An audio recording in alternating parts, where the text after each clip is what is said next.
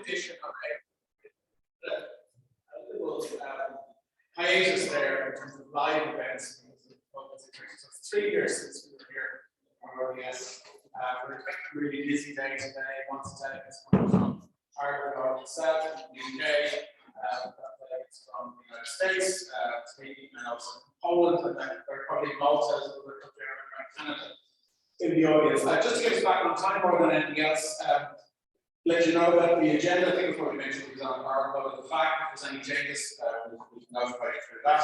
I'll be speaking throughout the afternoon and day anyway, so I'll still be on some of the basic housekeeping dimensions. But without further ado, I want to introduce Neil Conley, who's here in her own right as Solace VR, but she's also very heavily involved in the board of ARVR, which is a really great initiative. It's a group of ARVR companies and stakeholders trying to build awareness of the potential of the sector here in Ireland, trying to get interest from lobbyists, from investors, hopefully some of you in the room. And in order to facilitate that, we conducted a very major piece of research recently. Just want to share that with you. I think it's a really good start to the day to give people the context of what's happening in this sector in Ireland. Because I know many of you are coming somewhat new to this space, so I think it's a good way to begin. So without further ado, Camille, please.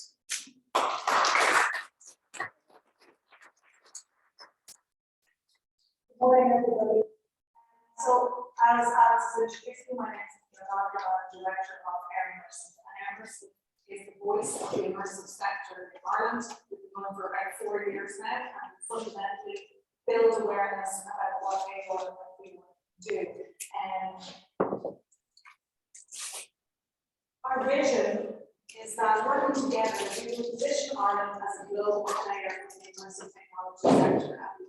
And inspired to do that through connecting our thriving, high-growth, high-tech, and startup ecosystem with our ARVR sectors. And we do this also by supporting and enabling our innovative immersive technology businesses to collaborate and engage with world leaders in innovation and forward. We focus on 4 pillars. As I mentioned, we are fundamentally about building awareness of how important that is in our current nascent stage of the sector. We build awareness and teach people about how ARVR can affect your business, your careers, your market.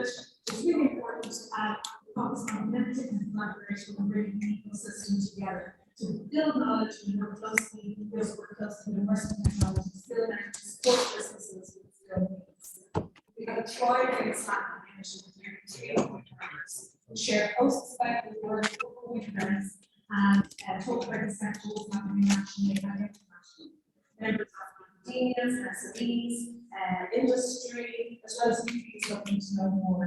We provide discussions and goals, and everybody has a voice at the ARVR table.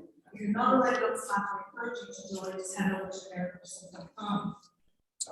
So apart from the ARVR sales pitch, I'm here to talk today about significant piece of research that has happened over the last 7 months. This was funded by 3 PhD skill nets, immersive technology skill net, screen skill net, and animation skill net.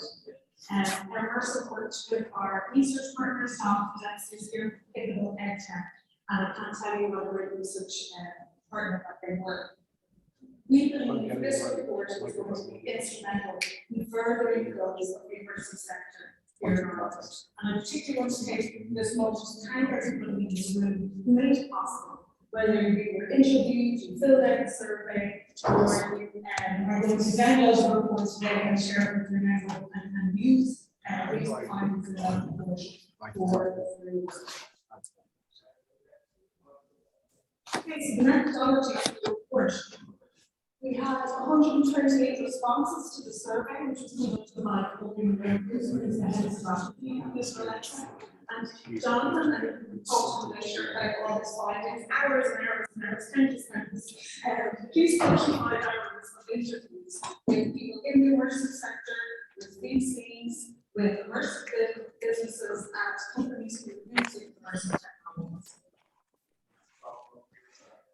Very importantly, this get that from you, but it's not going through the. So with these technologies, we need people to understand the possibilities, and the best way to do that is with case studies, and actually the best way to do that is with local case.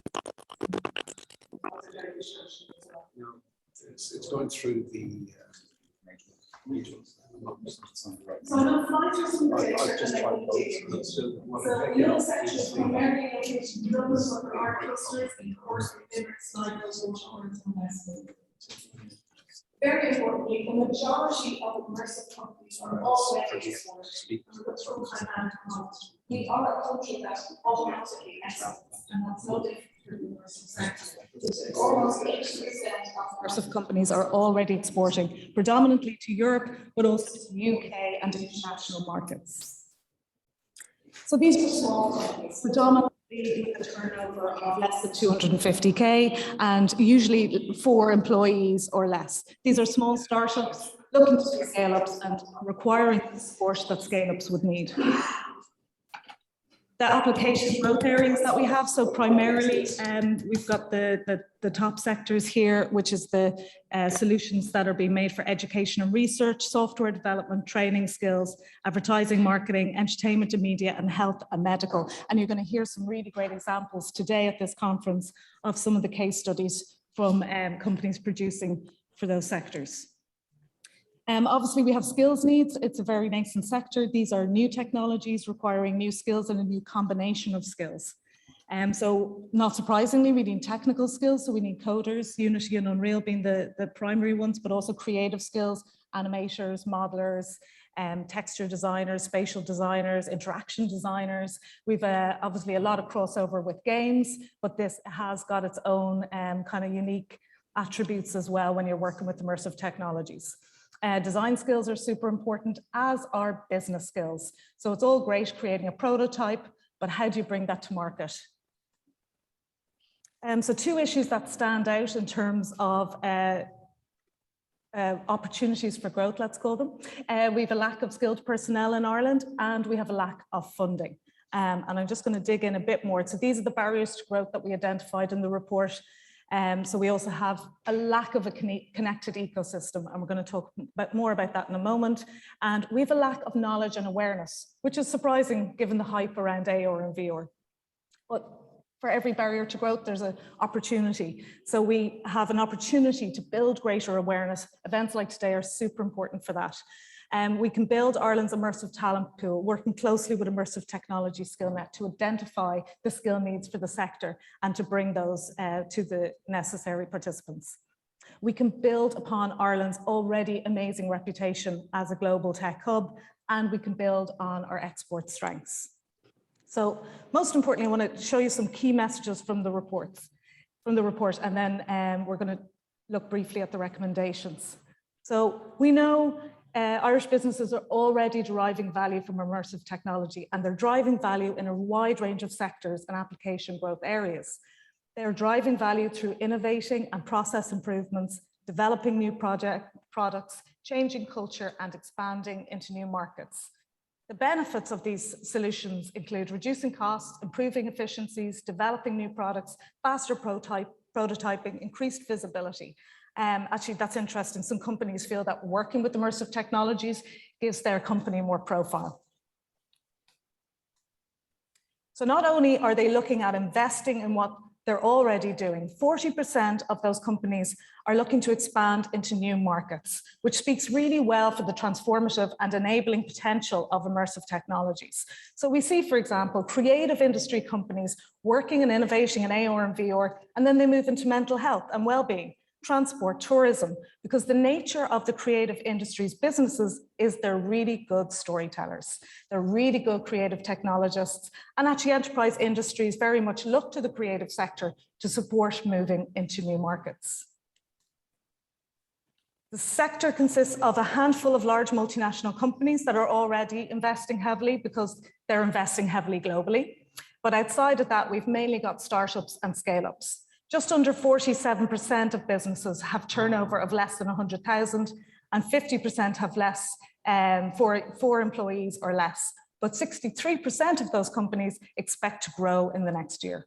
So what this speaks to is a pretty starved but eager and passionate set of businesses who are really working hard to scale, really working hard to grow, really working hard to think innovatively and creatively about how they can bootstrap and build up their businesses. So that tells us there's a lot more need for scale-up support in this sector.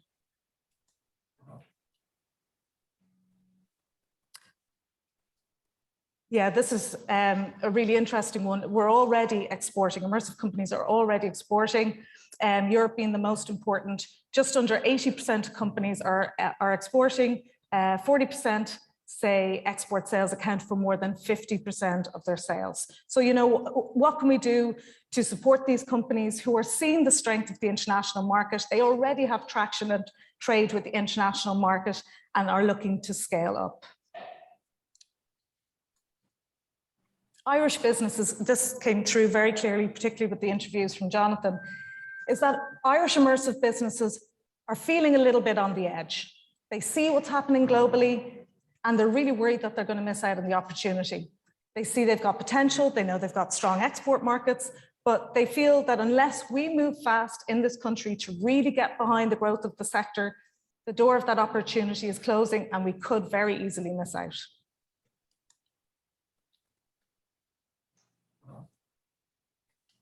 So what we really want to see happen is we need an immersive technology strategic roadmap for growth. That means people working together, particularly government agencies, particularly people who've already got funding, who have responsibility for innovation and R&D to align and work together, to start working more cleverly about how we can support the growth of the immersive sector here in Ireland. We've got some ideas in the report. We encourage you to read it in your own time and particularly to look at the recommendations that I'm going to fly through now. How can we help inform workplace development priorities and existing support agencies to ensure we build an Irish immersive tech workforce that's fit for purpose? What are the relevant skills? What are the technical skills? What are the business skills? What are the new combination of skills that are needed? And how do we take very highly skilled people who are already working in a number of sectors and give them what's needed to move into immersive technologies and extend their practice and extend what they do best using VR and AR technologies? We need professional development courses and apprenticeships. Immersive is currently developing an apprenticeship program with a consortia including ETB and Immersive Technology SkillNet. Fiscal incentives such as how can the tax credit extend to look at the needs of AR and VR businesses and invest in additional research, intelligence and market data. This is just the start because we've an awful lot more to do in terms of gathering data and intelligence. We need to build greater awareness. We need companies to have hands-on opportunities to try out immersive content. Today is a great example of that. We need to showcase companies, we need signposts to their products, we need to build use cases and share them. We need to signpost intelligence around advice, guidance and support. So I'm a business, I need to get my hands on some funding. How do I access the talent pipeline? We need a really joined up, concerted effort and campaign to help companies do that and to support that journey. This can include opportunity reports. There was a great example from Enterprise Ireland recently. They produced a report on opportunities in immersive media entertainment, and I invite you all to check out that really great piece of work. There's a role for training on how to use the immersive technologies tailored to specific sectors. And we need to empower regional organizations to be able to do some of that work on the ground for us. They're doing it already in high growth segments. Let's do it for immersive technologies. How do we direct existing funding mechanism towards new programs to support earlier stage R&D? We can look at new interventions. We need to have prototype experiment labs, hackathons, workshops, and events, bringing in immersive companies, researchers, and innovators together to learn, cross-skill, and innovate across industry.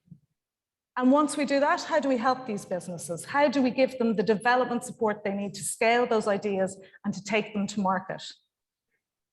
We need to create new funding mechanisms to provide access to equipment and hardware to showcase and demonstrate the use of immersive tech across a wide range of sectors, enabling businesses to explore what immersive technology is and how they can utilize it for the business today and, very importantly, into the future.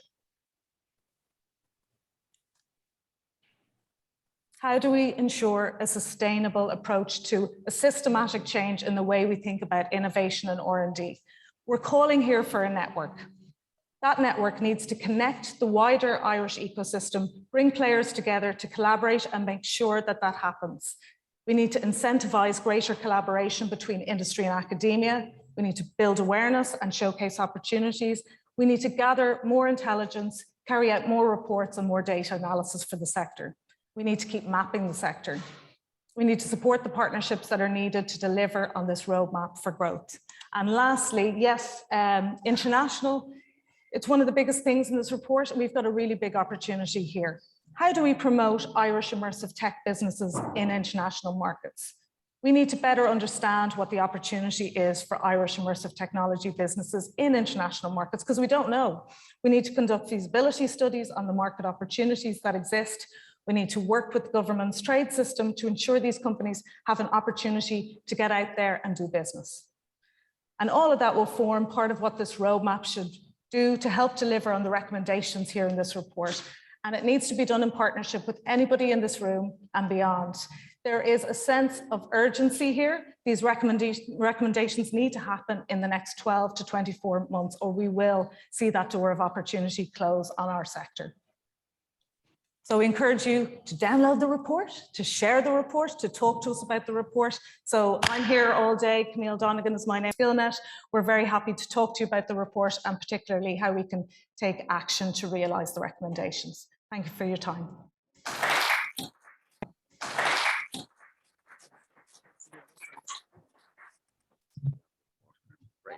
Thanks, Camille. Yeah, definitely encourage you to visit the immersive stand, which is as you go through the door on the immediate right, and also immersive technology Skillnet, and say hello to Susan. If you can't scan it there, apologies, the lighting isn't the best, let's be honest. There is a scannable card at the desk, I believe, so you can do so there. So look, today's full of examples as well. This conference is called Where AR and VR Gets Down to Business. It's about giving you an insight into just how AR and VR can be so transformative in your own businesses. And throughout the day, we'll have examples and case studies. We have a couple of short ones to get the day up and running. And so I'd like to introduce on stage Niall Campion, one of the co-founders of VRAI, which is an Enterprise Ireland high-performance startup. They recently opened offices in the UK and Newcastle. He may tell you a little bit more about that. And I've known Niall, I suppose, certainly since this conference began, we've had him involved. So without further ado, he's a very interesting case study to share with you, which is entitled From Fighter Pilot to the Factory Floor. Please welcome Niall Campion. Thanks, everyone. Thanks, Alex. Yeah, I'll try and be as short as possible. I know we're already running behind schedule, so I'll get through. It's all right. I'm not that interesting anyway, Alex. So I don't know if you can actually see those slides, but I'll try and talk over them. So yeah, like Alex said, I'm calling the talk From Fighter Pilot to Factory Floor, and kind of that ties into our real insight as a company. So at VRAI, we kind of, our area of expertise, I guess, is in training. So we kind of did a lot of VR work over the years. We've been running as a VR business probably for the last 5 years. But we've kind of refined our strategy towards training. So that's broadly what I'll be talking about today as quickly as I can. And so I've called the talk From Fighter Pilot to Factory Floor. And so the idea really, or our vision really of where VR is going to go, is that it's going to democratize simulation training. So simulation training is something that fighter pilots or surgeons or Formula 1 drivers or astronauts have been using for years. And I'm actually going to start the talk controversially by maybe not talking about VR that much. And maybe give a little bit of history about where it's come from in flight training, because that's really one of the areas where we're spending a lot of time in. But where we see it going really is it's going to allow this simulation technology to be used by other industries. So industries who probably couldn't afford simulation before or didn't have access to it for whatever reason, because this technology is enabling access to sort of immersive training. So again, it might be hard to understand what I'm talking about without the pictures, but broadly, if you can see what's going on here, it's one of the earliest flight simulators. So this is from about 1910, and it's called an Antoinette barrel. And so the point really here is that simulation training in flight goes all the way almost back to the dawn of flight. So back 100 years or 110 years. I don't know if anyone's kept up with the Epic news over the last couple of weeks, but they've just unveiled a load of tools to do flight simulation.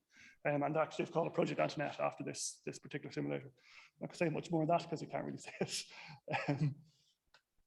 So probably 10, 15 years after that, one of the sort of founders of what we know as flight simulation today was a guy called Ed Link. And so he built this, which again, I appreciate you probably can't see, which is called a Link Blue Box. And so the idea of the Link Blue Box was this guy, Ed Link, was just really enthusiastic about flight. He couldn't afford to fly himself. But what he did was he built a flight simulator, a really basic one that he could sort of pretend to be flying in his own sort of back garden. His father was a piano engineer, so he basically used tools from electric pianos to put this together. And he kind of, where he saw the market for it was in fairgrounds, so kind of as a novelty attraction for fairgrounds. And like, for me, that kind of follows the course VR has taken, which is, it's kind of been seen as kind of a novelty, like, what are we going to do with it, and a technology that's looking for a market. But really where Ed had his innovation, or where he saw the market for it, was the approach to US Army. And they'd had a couple of, I think it was 12 serious incidents over the last, 18-month period in 1934. And so he said, well, I think I can train your guys using this trainer. And they were like, no, you can't. Pilots have to fly. But his argument was, well, if you practice flying in the simulator before you go and do it for real, you're going to be safer. And so he was able to prove this by a meeting that he was meeting the US generals at. He flew in an aircraft having not really done very much flying before. And so, again, it's sort of showing that simulation, I guess, is a valuable tool in learning how to do a new skill, particularly in these high hazard industries. And kind of bring that up to modern day, again, appreciate I'm going through this quite quickly, but for the most advanced fighter jet in the world, the F-35, 45 to 55% of all training in that aircraft is done in a simulator. There's no two-seat variant of the F-35, which means that the first time a pilot flies the aircraft, they're flying solo by themselves, which in a whatever $200 million jet is quite a daunting experience, I'd imagine. But the thing with this simulator is that it's about $20 million to buy. So it's obviously still quite expensive. So to train a pilot, it's about $10 million. So in the grand scheme of things, it's not that expensive. But how do we do that in a more affordable way for other industries? And I promised I'll get back to VR, and so this is where I start talking about it again. So what we're doing as a company is trying to take these concepts that have been used for years in flight training and apply them to other industries. But equally, we're still applying them to flight training. And so we feel that if we prove them there, then it shows that they're applicable to other industries. So I'm going to talk now maybe briefly about a few projects we've been working on that might maybe inspire some people to think about training in a different way. So we're working with the RAF at the moment, so the Royal Air Force in the UK. Really our core product is not specifically VR training, but it's around understanding what people are doing when they're going through the training. And so it's around data capture coming out of VR. So I guess as a company, our main insight was that VR is going to democratize simulation training, but our second insight is VR is a great way of capturing data from people, not just a way of putting people in these hazardous situations. And so this project with the RAF, we're capturing data from 39 active duty pilots. Now we've done that already. We'll have about 1 billion data points, or we already have about 1 billion data points. And what we're trying to do is analyze those data points and understand what good performance looks like. One of the things that's often thrown at VR is like, what's the ROI? How do you show that it's actually effective? And so for me, by capturing data from the headset, showing it in comparison to traditional simulation, you're starting to prove that it is an effective way to train. And again, I'm going through this quite quickly, so I'm happy to talk about it in more detail afterwards if anyone wants to talk to me. I'm not going to read out the quote, but the overall concept here from the RAF instructors is that cause and effect need to be correlated, and instructors don't always get it right. So being able to quantify actions in order to understand problems will be of benefit to flight training. And so again, that for me comes back to data. So when the pilot is in the VR headset, we understand what they're doing, what they're looking at, what they're interacting with, and then use that data to train them in a better way.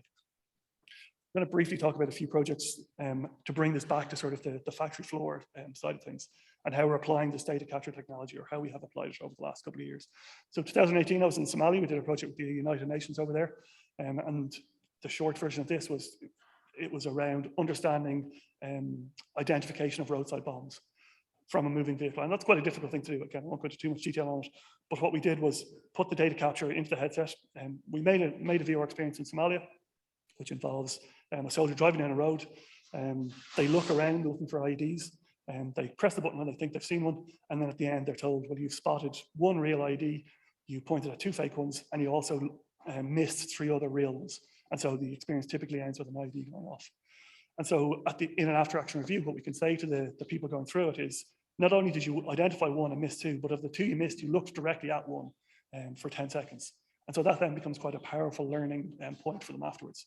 So they can start to then focus their attention on the devices they're missing. So again, it's tying back to this idea of like understanding what the person is doing in a simulator really adds benefit to training. In 2019, we did a project in Heathrow Airport with IHE Cargo.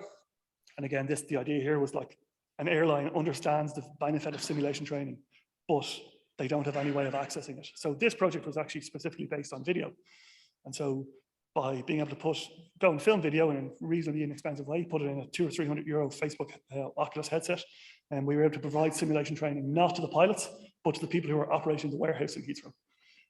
So that project ran until, unfortunately, March 2020. We were just getting insights from it, but stopped it pretty quickly when the airlines shut down for COVID. I think our entire client team were put on furlough pretty quickly into COVID. And then to bring this kind of to what we're doing at the moment. So we're working with the RAF, obviously, in pilot training, but we're also trying to bring across this concept of bringing it to the factory floor with offshore wind technicians. So for anyone who doesn't know, offshore wind is a rapidly scaling industry. The stat at the top there is they're trying to add 500,000 new employees by 2030 in order to meet their goals. And so we feel like one of the only ways they're going to do this is with scalable, measurable training. And so that's where we see VR coming into this. So it's about giving people who go and work in these offshore wind turbines like 30, 40 miles off the coast, 5-meter high waves, in all sorts of weather conditions, the ability to train for that experience before they actually have to go and do it for real. It's not a technology they've had access to previously because simulators are so expensive. Offshore wind technicians aren't paid that much. They're not fighter pilots, they're not astronauts. But we feel like this technology will allow them to train in a similar way.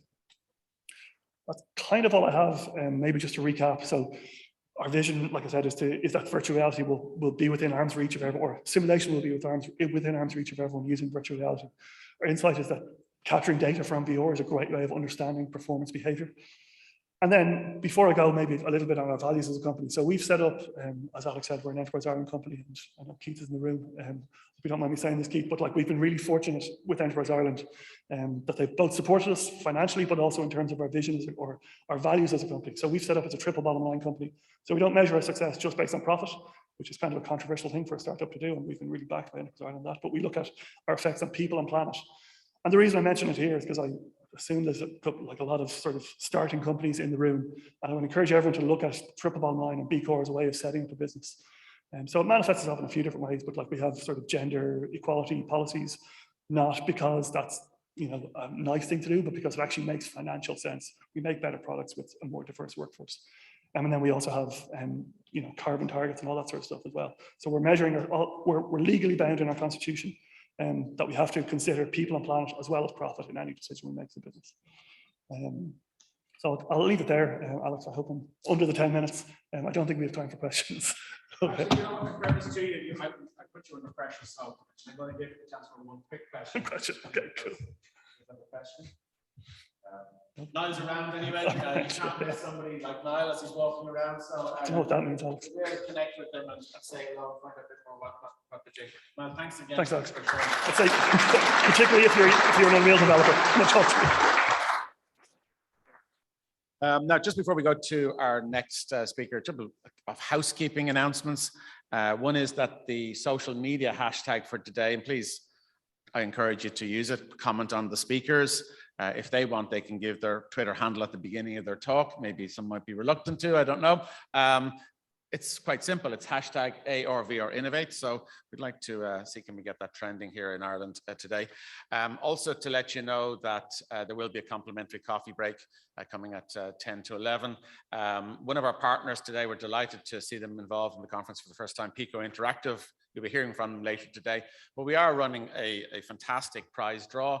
I'll let them tell you a little bit more about the technology involved. But if you go to the River stand and drop your business card in there, you can be entered into a draw for 2 of their fantastic headsets, which is, they're worth quite a lot of money each. So it's a great opportunity. If you don't have a business card with you, we've left some blanks there at the stand anyway. So don't worry. I do know in this post-COVID environment. Some people just don't do business cards anymore.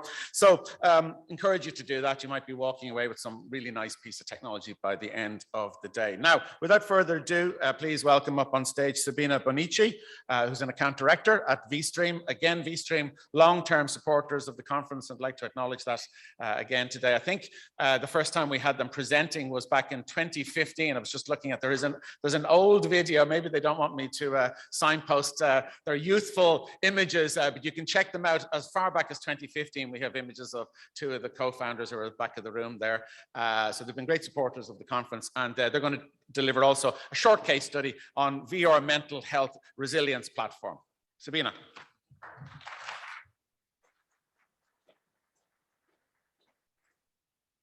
Lovely. So thanks very much, Alex and the team at ARVR INNOVATE for having us here and having the opportunity to speak to you today.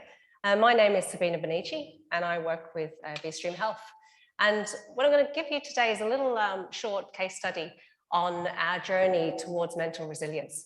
For some people, it takes a lifetime. We've only got 15 minutes today, so I'll take you through as quickly as I can. So vStream Health is actually a part of vStream Digital Media. The company was founded in 2007 by school friends Andrew Jenkinson and Neil O'Driscoll, who are hovering around the back there.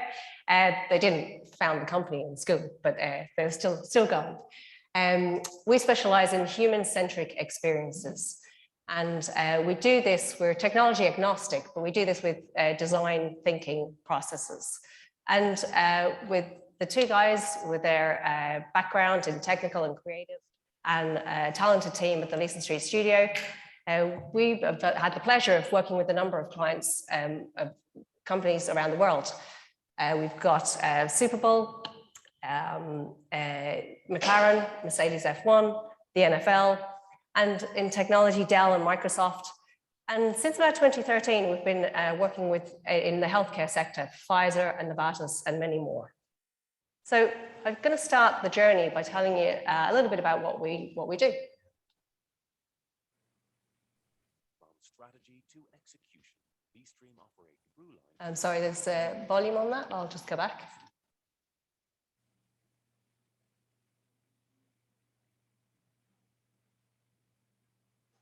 From strategy to execution. Sorry, there's no volume there at the moment. Consultancy to production ready.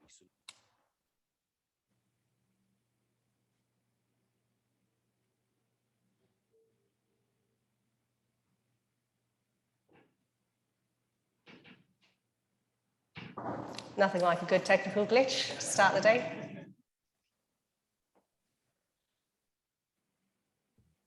From strategy to execution, vStream operate through line from digital consultancy to production-ready solutions, technology agnostic. The company is versed in all cutting-edge solutions, from virtual, augmented, and mixed reality through holograms, AI, and data management. Working across multiple verticals, vStream uses design thinking structures to deliver human-centric experiences, from marketing, manufacturing, tech, healthcare, and pharma, to sports, retail, e-learning, and visitor attraction. We focus on the customer, technician, healthcare professional, patient, fan, or visitor as a central enabler in any business. Our experiences are designed to use digital technologies and creative thinking to transform these businesses and their relationship with the end user. vStream has worked globally with its blue chip clients over many years, moving across different areas within a business, from marketing to manufacturing, as well as across territories from Europe to Asia to the US. vStream doesn't just imagine the future of a business, we build it. Right, so hopefully that gives you a flavor of what we've been up to. From strategy. Sorry, there we go. And so taking a human-centric approach, what we've started to do, from 2013 is look at patients and turn our attention to them and start creating patient-centric experiences, because of course patients are humans too, right? So that was really the start of our journey in creating applications for healthcare. So what I'm going to show you now is essentially a quick example of one of those patient-centric experiences. There's a little bit of background around that. The experiences that we create, what they end up being is part of the digital therapy solution. And there's essentially 3 areas where they really excel. We use them to educate through storytelling, we can increase empathy, and we use them to be entertaining and memorable as well.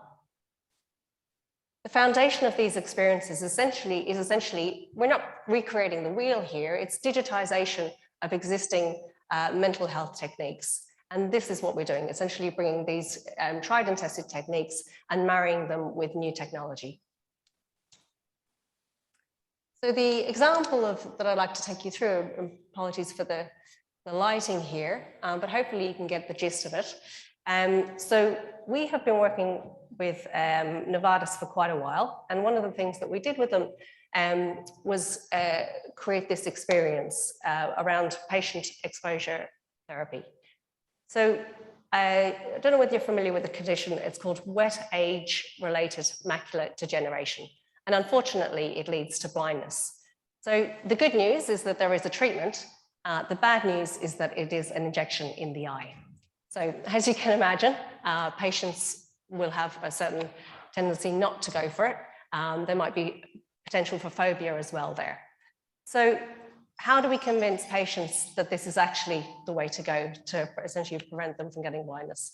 So using evidence-based techniques in exposure therapy and working with Novartis, what we did was created this VR experience for patients to basically undergo a realistic simulated experience of having that injection.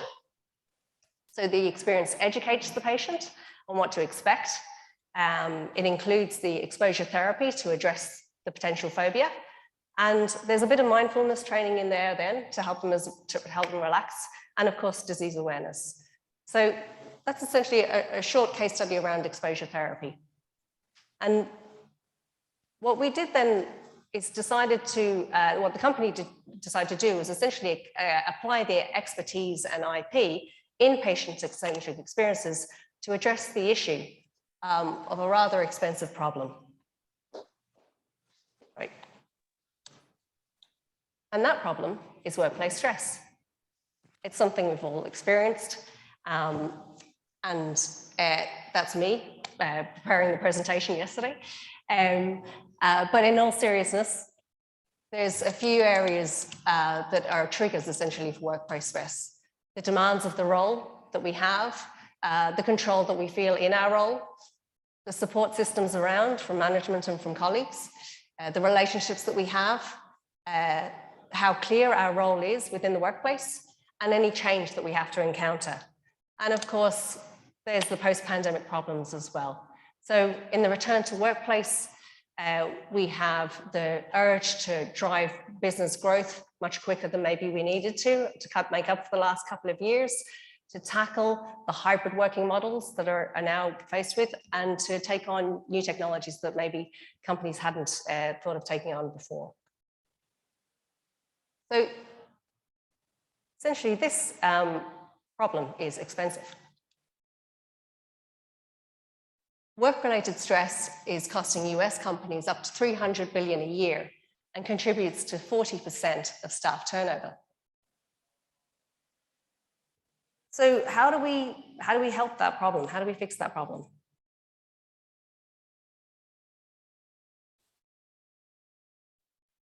Building on the company IP in patient-centric experiences and our digital mental health solutions, we added significant R&D to the company. So we talked to counseling psychologists, neurologists, and other professionals in the mental health field to try and tackle this problem. And what we came up with was a VR platform that is aimed at decreasing stress and increasing wellness. The platform has been trialed in a series of pilots with a global organization to help build mental resilience within their staff. And these particular staff work in a highly stressed environment with high attrition rate. So to give you a bit of a sneak peek into the platform itself, these are a couple of images from it. And you're wondering, well, what is it? What is so special about this, and how does it work? So I'm probably speaking to a knowledgeable audience here, but immersive environments have been shown to allow people to reprogram their brain through neuroplasticity. They help people overcome phobias, as I mentioned earlier. VR can even be used to reduce the perception of pain. It increases the retention of information and training, and there's various other amounts of studies to show that VR is working in these fields. So what our platform does, essentially, it's a mixture of these things. It brings these things together to create an experience that you yourself can create. So you decide where to go. You decide which kind of experience you want to have and what works for you. Different people have different challenges in the workplace. And so you can jump into an environment and do certain activities that will suit you. These spaces are built on scientifically proven techniques to reduce stress and increase wellness. Some of the activities are designed to encourage creativity and play, and they can be immediate de-stressors, but they can also help build new neural pathways in the brain, which is good for a healthy brain. And other activities such as mindfulness are good for psychologically recentering yourself. Breathing exercises can also help you physically de-stress. So what we've got is a unique world where someone can dip in and dip out into whatever they need for their purposes on that day. So how we actually trialed this was that we gave this to staff, and at the end of their shift, they were sent an industry standard psychometric questionnaire, which captured data around stress, wellness, and job satisfaction. So they were using the VR headset, and we were asking them questions about their wellness and their stress.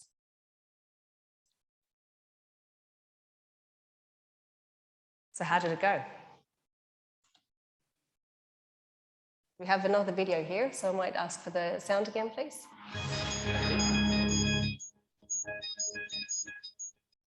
vStream Health has developed a new virtual reality mental resilience platform that is proven to significantly reduce stress, increase wellness, and improve job satisfaction.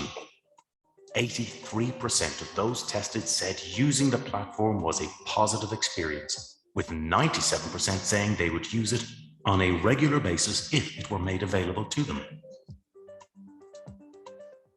In recent large corporate trials using proven psychometric testing, the vStream Health virtual reality mental resilience platform showed nearly 70% of employees trended downwards for stress, and over 58% trended upwards for wellness after using the platform for only 10 days.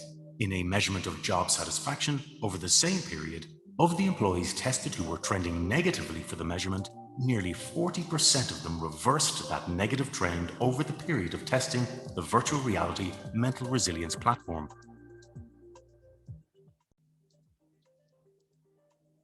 Workplace stress directly impacts absenteeism, presenteeism, and productivity, and is the cause of many other diseases. It costs US companies $300 billion a year and contributes to 40% of staff turnover. This is why it has become a major concern for most companies and their employees. The digitization of techniques to reduce stress and build resilience through cutting-edge technology is proving to be a major turning point in addressing these challenges. vStream Health is offering a select number of partner companies the ability to run a pilot of the virtual reality mental resilience platform, which includes full comparative, qualitative, and quantitative measurements of stress, well-being, and job satisfaction in your company. You will also have the opportunity to tailor the platform to contain modules specific to your work environment where appropriate. Let us help transform your organization with vStream Health's virtual reality mental resilience platform.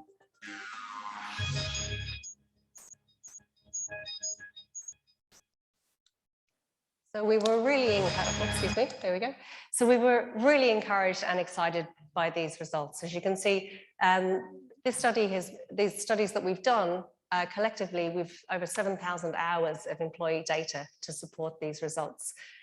So very promising indeed. We've got a strong response to reducing stress, 70%, and increasing wellness of 58%. And just to show you, because I know we're short on time, so I'll just run through quickly some of the qualitative feedback that we got, which was really lovely to hear. So there were post-intervention interviews with all the people who participated in the study. We got some lovely comments back. People really seemed to warm to the fact that there were many different environments, and for different people, it brought out different things. This is quite a nice one. If I describe it in my words, it is like healing, it heals. I should have mentioned, actually, we ran this study in a couple of different locations around the world. So not just English speakers, but other speakers as well. It's something like this is really lovely, because to be working on something that means it's having an effect on people's lives is a pretty powerful feeling. This one here is quite interesting as well. It's about, it's a great experience because after work you just forget and just go inside another world. It's for me the most significant aspect. And at a time when a lot of people are working from home and then there's no transition between work and home, providing a tool like this to be able to provide that transition time between work and home is vital in that process of being able to become more mentally resilient, which is what it's all about. So from other qualitative questions that we asked was, how did you like the experience? 83% thought it was a positive experience, and 97% say that they would use the platform again on a regular basis, which is extremely promising for a pilot. So we're looking at rolling it out across an organization now. And of course, there's a benefit to the individual, but there's also a benefit to the company as well. Reduced attrition. In this particular case, staff turnover dropped significantly, and increased productivity, a double-digit increase in employee output after the intervention, after the VR intervention. So very encouraging results, and we look forward to taking it further. So thank you very much. If you have any questions, myself and Neil and Andrew will be at the stand around the corner. Yep, or you can contact us on vStream Health. Thanks very much.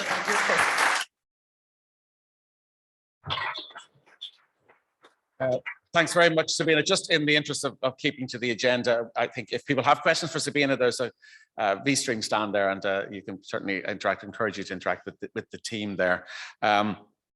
As I mentioned earlier, don't forget the social media hashtag, which is hashtag ARVR INNOVATE. I would encourage you to promote the event as much as you can. I think those two case studies are very interesting, give us a real insight into the benefits of virtual reality on two dimensions, which is ones that's coming out time and time again in academic research. Number one, productivity enhancement and improvement, and number two, enhancing the quality of training. The reality is that because it's active learning, employees are have a higher retention of the training, and particularly in contexts where there's high physical or potential risk, we can see that it's effectively a no-brainer. Virtual reality is the killer solution in contexts where otherwise you would put people in mortal danger to train them in firefighting, simulation, etc. So, and what's interesting is the democratization. Companies like VR AI making this accessible to a wider audience. Companies like vStream really positioning themselves and making the mark on the international market as specialists in using virtual reality in health care context. So I think two really interesting case studies. I think you'll agree. Now, this year I'm delighted to say that Pico Interactive are one of our main partners this year. And for me, it's really exciting to have them on board because of the impact that this company is making internationally. I think many of you who are interested in the world of AR and VR will be aware of the growth of Pico Interactive, how I suppose in the headsets market, we're seeing the emergence of 2 or 3 major global players, and all of that is really valuable in the context of opening up access and building a marketplace, particularly at the consumer level beyond the enterprise level. Although it's, as we've seen just now, enterprise VR is a huge opportunity as well. So I would like to welcome to Dublin. I think it's not his first visit, I hasten to add, but it certainly is in his current role, his new role, who's a commercial director of Pico Interactive, and he's going to talk about an overview of Pico Interactive's hardware offering and benefits of VR training. So nicely dovetailing with the previous presentations, would you welcome, please, Rikesh Raja. Rikesh.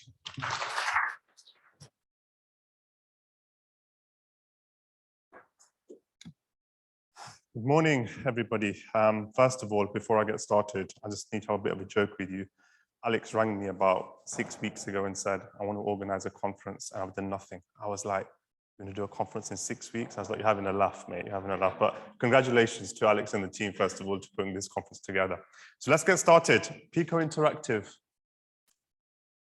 I'm going to talk to you about the beginning of Pico and where we are today as an organization. So we were founded in 2016 as a virtual reality hardware manufacturer, and we've got global offices around the world. Now, Pico was known as a startup up until August, September last year, when something quite interesting happened in the VR industry. We were acquired by a very large company called ByteDance, and it actually changed the entire, what's the word I'm looking for?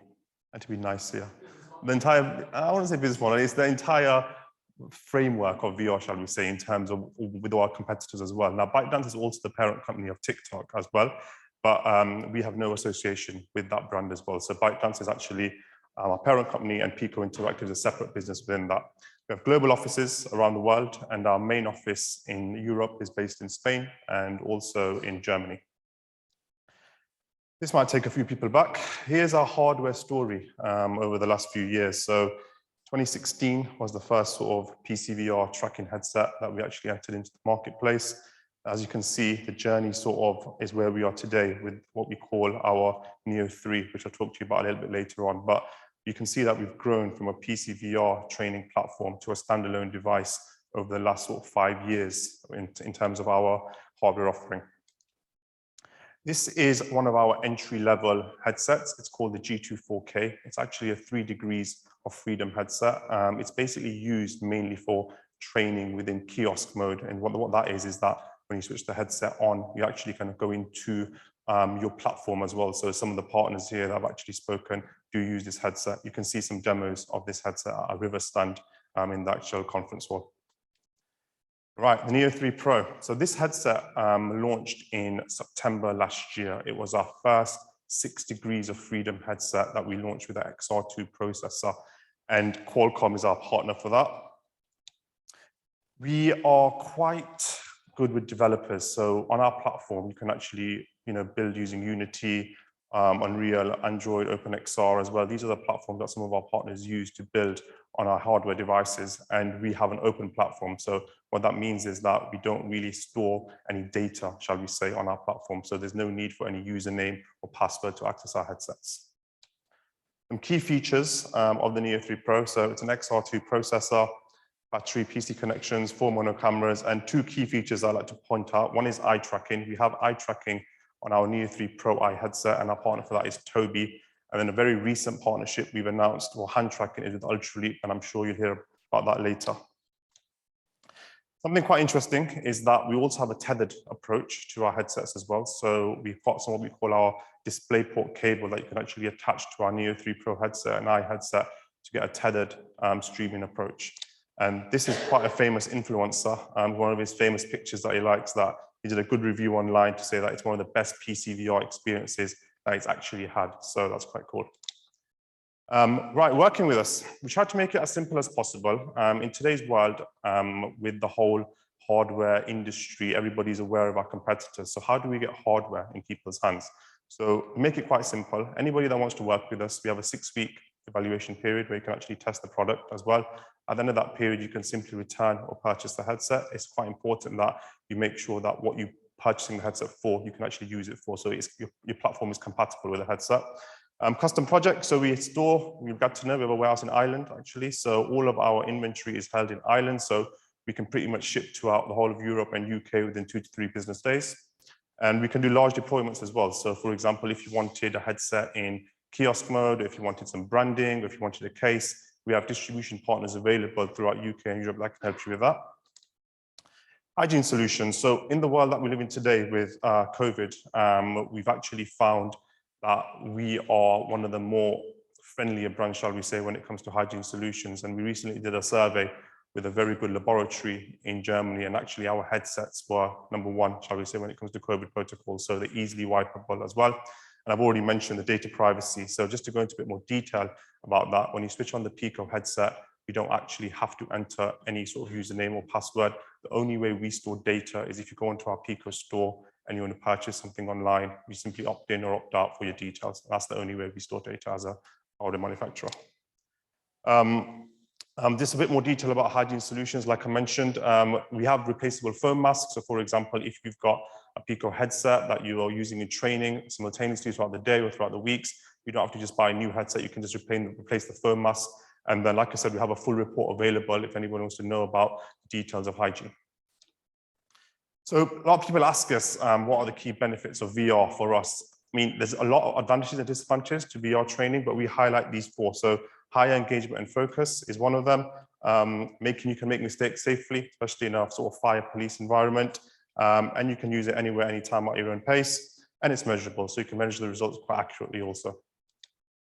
Okay, so I did mention that up until 4 weeks ago, we were only an enterprise business model outside of China. So in China, since we incorporated from day one, we've always been a consumer and a business model as well. Now, a lot of people have asked us since the acquisition of ByteDance, do you have any intention to launch a consumer business model outside of China? And I'll be glad to know that 6 weeks ago, we made an announcement and we have just launched this video.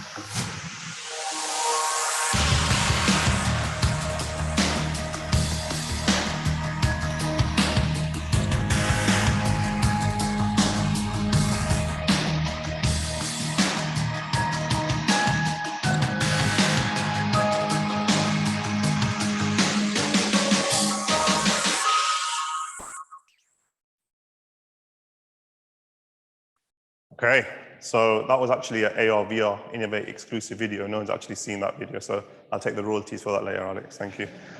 So the Neo 3 Link, so it's our first foray outside of China into the consumer market. So throughout this year and over the next few years, you'll be able to see our headsets for the consumer market available on popular websites like Amazon, Dixon's, as well throughout UK and also throughout Europe as well. What we need to be very clear about is that we're going to have our enterprise offering as well as a consumer offering as well. So anybody that wants to develop VR training modules will still be drawn to our enterprise business model, but we are also entering the consumer gaming market. So if anybody wants to have some fun in VR, play games in VR, that's what this headset for. So it's called the Neo 3 Link. This is actually what you get inside the box, and we're going after initially the PC VR customer. So it's more of a tethered approach as well, and it comes with a DisplayPort cable alongside the Neo 3. It's an all-in-one, like I said, it's a full PCVR supported as well, and it has an enterprise design. So it also comes with the XR2 processor as well. But one thing to mention is that when you actually put it with a tethered streaming, you can still get a good 90 Hertz refresh rate as well. So here's our strategy moving forward for the next couple of months. So when the actual game the headset launches, we have 150 games plus 50 other APK files on the store as well. Now that's actually changed. It could be about 300, and the actual pre-order is happening now for a launch in first week of June, shall we say, within the UK, Ireland, and European markets as well. It'll be Steam compatible as well. And we actually, when we work with a lot of influencers and universities as well to get this in the hands of them, because a lot of people are using VR for gaming in universities and schools as well. Here's some of the games that you can get on there as well. If you're like me, you can kill a couple of hours in walkabout mini golf, which I did the other day as well, which was quite nice. But we've got most of the popular games on there. Okay, and one more thing. Alex actually killed it, but we've actually got a raffle happening at the River stand inside there as well. We'll be giving away 2 Neo 3 Pro headsets, which is there. Alex is modeling them nicely for us right now as well. So this is the enterprise model. So please enter it as well. We're giving away 2 headsets as well. And last but not least, I just want to say that Pico Interactive as an organization is growing rapidly over the next sort of few years as well. With the investment of ByteDance, we're finding that a lot more people are coming to us as well and a lot more attractive when it comes to the Pico offering. There's a few competitors in the marketplace today, but from our perspective, we feel that from an enterprise business training solution, we can be the leader of the next few years. So that's it from me, guys. Thank you and have a good show.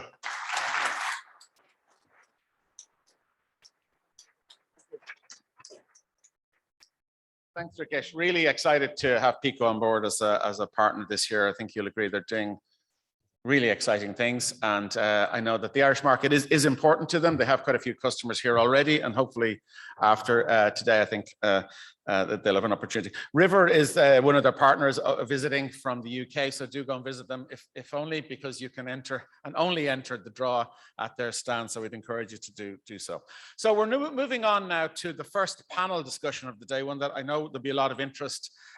It was sort of signposted, I think, earlier by Camille Donegan, who's going to be moderated, and she's with Solus VR. I'm sure maybe Camille will talk about Solus VR a little bit, but just to let you know that they have an exhibition stand here as well. Please make sure that you do visit them. I'm going to let you introduce your panel, if I may. I think that's probably the appropriate thing to do. Camille did an excellent job live a few years ago with the panel and has also worked very closely with me in the online versions of ARVR Innovate the last couple of years, but nothing beats the real world in real life. So I really think we're going to benefit from having a real life panel in front of us and opportunity for you to ask some questions as well. So Camille, the stage is yours. Hi everyone, or hi again. Okay, yeah, so Claire here. Alan, Joe, and David. Oh, actually, Claire, you're here. I'm going to stand here. So, as a lot of you probably know from experiences that you might have tried already in virtual reality and augmented reality, the entertainment and art sector is massively innovating, and most artists don't think about it as innovating. They think about it as expression, self-expression, company expression, and doing what they love and pushing boundaries. I work a lot in the creative sector. I've worked with some of the talented folks on this panel. And most importantly, I want to give them the floor to talk about the exciting work they're producing and what inspires them most about this, this new arena of immersive and how it is extending their practice. But we're going to start, I'm going to ask the panelists to introduce themselves, their work, and how they got into immersive. So over to you first, Claire. Hi, my name's Claire. I'm the creative director of Animated Technologies. We do animation, virtual reality, and augmented reality. So I guess I got into 3D about 10 years ago. I was doing traditional fine art on the side, doing a few exhibitions here and there. And then I ended up meeting some people that worked with 3D, and they were like, well, why don't you try transferring your skills? Move that over to 3D. And then I just fell in love with it because it was artwork that I could do something with as well. It was tangible, something you could make it interactive, you could do things with it. Not that art isn't great to look at and invoke feelings and everything, but like having something that can be useful. I think what I love the most as well is going from the start of a product or a start of something and going from doing a storyboard or just sketching out these ideas or wireframing and then taking it further and further and collaborating with other people, because you always need to collaborate if you're going to make something big. You have to be with like a group of people and creating something and then even putting it into VR, and that's like a whole world that you've created. I'd say like my favorite things to do really is lighting, create materials, everything that kind of makes a 3D environment And sort of like my inspirations are like Pixar, obviously, who doesn't love Pixar? And just like that soft style as well. And then trying to recreate that in real time, there's the challenge. Because obviously real time, you know, it's a lot more challenging as well than just a render, because you've got to think about factors like your poly count, you've got to think about your material sizes, and there's just like that added extra bit of challenge to it as well. And then, yeah, and then now with the Oculus, with it being like almost like a finished product now, where it's just one nice, easy piece that you can put on your head, it just feels so powerful to be able to have that artwork in an environment. Yeah, and that's me. I think Alan will relate to quite a few of those talking points. So Alan, over to you. Yeah. So my name is Alan McGee. I'm a visual artist, and my practice would be on the more kind of conceptual aspect of things. I would say it's predominantly sculptural in nature, and in that I would be quite maybe skeptical or critical of materials and mediums that I use, so I don't really take anything for granted. So I have that same approach to a lot of the technology that I've been using recently. So in my work, I've been exploring ideas around labor and work. And obviously anything to do with work nowadays is embedded in ideas of technology, automation, and kind of mediation. So that brought in other aspects of my work, for example, using ARVR, using robotics and things like that. But all the time very much being critical of the medium and not just going with the wow of it. So that also led me, and I'm currently studying a PhD as well in TU Dublin, and I'm exploring, I guess, the process of digital sculpture production and looking at where the artist's body is within that. So it's a very old debate, the Cartesian mind-body split. It has obviously been thrown back into the mix by a lot of VR, AR, and then again with our last 2 years of Zoom life during COVID. And so these kind of questions are something that I'm kind of philosophically and conceptually engaging in, and looking at, you know, the different experiences about production of a digital sculpture, but also in the reception of how you encounter digital sculpture. Because obviously, anytime you create something digitally, it has to be materialized, whether that's through a screen or a headset or a projection for your phone or something with a lot more money behind it. There's still a kind of materialization, and then that changes the nature of what you're experiencing and how you encounter it. So these are the kind of things that I'm exploring at the moment in the work and also in the studies. So that's what I'm here today. Myself and Joe spent quite a bit of time in Museum of Other Realities the other day. If you haven't been in that platform, I can't recommend it enough. And it's a virtual expo, so there's artists' work is constantly changing within that platform, and it's off the charts. Like, what a way to experience sculpture and digital sculpture. So Joe, over to you. Tell us about your work. Thanks, Camille. I'm Joe Mangan without an E. That's a kind of internal joke. My hair is short. I am a she, her, just in case. So I'm a theatre director by trade. Started off 100 years ago directing theatre. I've been directing opera recently, a bit of circus. But all the time I was the tech expert in any organization I worked in or running my own company, the Performance Corporation. I was always the one fixing the computers, getting down and dirty with the wires, pushing on ahead with, like, you know, tutorials online to find new software to do whatever the hell we wanted to do. Made work using FM radio technology years ago for live interactions for the public to be able to engage with work in cars, in headsets, and started going to tech conferences and started to see a lot of arts wraparound work. So tech conference, lots of really interesting things. The arts out in the corridor, some bloke usually pressing some buttons, it doesn't work. It worked yesterday, I swear it worked yesterday. I was just like, there has to be something more. We have to be able to bring our the show must go on-ness to technology.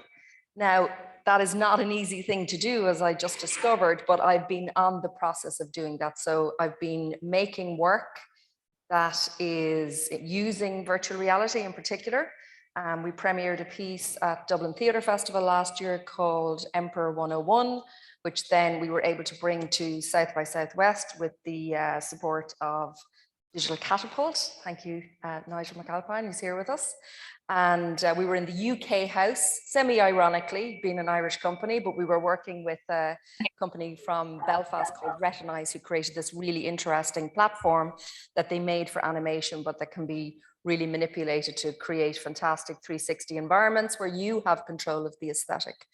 So I had been doing things like running the Carlow Arts Festival for 5 years, working with Camille as a curator to bring virtual work to the public, but also to create a virtual festival platform in alt space. But I was really restricted, I felt, by the aesthetics that were on offer, by the avatars that our people could have. So this piece that we did at South by Southwest was live. One of our actors was in Lanzarote on our holidays. One was in Dublin. The server was in Belfast, and we were there with headsets, whacking them on anyone we could find, so they could have that extraordinary experience of a live performer in the virtual realm with the audience. I'm also working with Irish National Opera on creating a beautiful piece of work that is an opera, but created with algorithm here in Dublin. And that is being premiered at Kilkenny Arts Festival this year. And I also facilitate a lot of artists to get their hands on the gear, because we ask really difficult, sticky questions. We have wonderful encounters with developers where we say, can you do that? They say no. They go home, they spend all night coding like mad things. They come back and go, not only can we do that, but we can do that plus, plus, plus. So I'm really excited to be at that junction with developers, pushing each other to create and make better things in AR and VR, but particularly VR. Thanks, Joe. And we might talk about the space program in a bit, just to build on kinds of initiatives that are happening to bring artists and tech together to explore and push boundaries. Often the artists don't necessarily have the context for the tech, and that's amazing, because as Joe said, you really do extend the possibilities. David, over to you. We've mentioned avatars here. I'd like to see your extension of avatars for your work. Great, thank you, Camille, and thank you so much for inviting me to join the panel today. So my name is David Hall-Williams. I'm the founder and artistic director of Ulster Touring Opera. We are a cross-border charity, non-for-profit charity based in Belfast, and as well as live cross-border touring, we also are interested in how immersive technology can increase access to opera above and beyond what we can do in theatres. So, for example, we've just finished our Night of the Opera tour, where we visited Donegal, Cavan, Monaghan, as well as 4 venues in Northern Ireland. And on that tour, we were demonstrating and showcasing the first of our augmented reality opera experiences. So we're interested in particularly volumetric capture and how that can bring the performers into any spaces so that environments become opera sets. Like Joe, I'm a stage director by training, and I worked with a range of companies like Wexford Festival, English Touring Opera and Welsh National Opera before setting up Ulster Touring Opera. And I got into the field of immersive technology thanks to an Arts Council of Northern Ireland seed funding grant back in 2020, which is also supported by Future Screens NI. And I'll also make a shout out to Digital Catapult NI and Nigel for his continued support of what we're doing in immersive technology. And really that funding pot allowed us to, it was a really blue skies thinking pot. So we collaborated with Volograms, who I believe are here today, and also Centerreal to create an AR Don Giovanni project, which we're actually demonstrating later on in the exhibition hall. So please do come along and try it. And thanks to that initial funding pot and that initial support of our work, we've continued to receive more encouragement, thanks to Future Screens NI and lately NI Screen, who took us on to their innovative XRX program, which we were part of the first cohort, takes 3 companies and really opens up the opportunities for that company to explore immersive technology. So that's enabled us to build an app so that we can then get these volumetric captured performances and these augmented reality operas out to the public. And I've got an ARVR Innovate premiere now, because I can announce that we are in the final stages of creating a collaboration between Ulster Touring Opera and Queen's University Belfast for a studentship, a PhD studentship, exploring immersive reality opera. It's a really exciting development because at the same time, Queen's University in Belfast are developing a £3 million media lab where they'll be exploring not only virtual production, but also volumetric capture. So this is a really interesting way of kickstarting, the next stage of immersive opera content in Northern Ireland. And I'll be one of the supervisors on that PhD. So it's a really exciting time for immersive technology and opera and what we can explore. So that's me. Thanks so much, David. It's interesting because when we were working on we are still working on the Irish National Opera virtual reality opera called Out of the Ordinary. I thought this was super niche, like how many virtual reality or augmented reality opera productions could there be globally? Tons is the answer. And it actually probably makes sense because opera is an all-encompassing art form that encompasses all art forms. So it makes sense maybe that it's been brought to these new immersive medias to engage in completely new ways. So to carry on the conversation, and I'll probably come back to you again, Claire, if that's okay.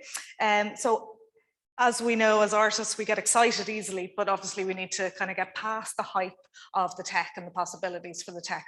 But even still, it's the excitement and inspiration that kind of drives us in our work. So I'd like to talk to each of you about what excites and inspires you about the possibilities of immersive and maybe even toys that you haven't played with yet that you're excited about what's going to come. I think I'm most excited about pass-through technology. So it's the mix of AR and VR together. I feel like it could be the thing that could combine the two things as well, because obviously the VR is you going into that virtual world, whereas the AR is you experiencing that world around you. So to have the both combined is just going to be amazing. Yeah. Have you played with it much yet?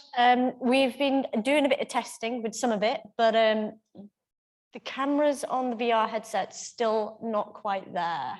So yeah, but there is obviously a new release of Quest 3 coming out soon, so they promised us that they will have better cameras on there. So instead of the grayscale that you get at the moment, you'll get like proper color HD. It'll be nice, smooth, clear, and yeah, proper pass through. Yeah, so combining the two. And I think like most of the AR glasses that are coming, they're talking about that capability as well. So it's also known as doggy view. So when you double tap on your Quest, you see the camera view of your actual reality there, so you don't bang into walls, but it's really interesting artistically. So you can have this blend of augmented and virtual reality.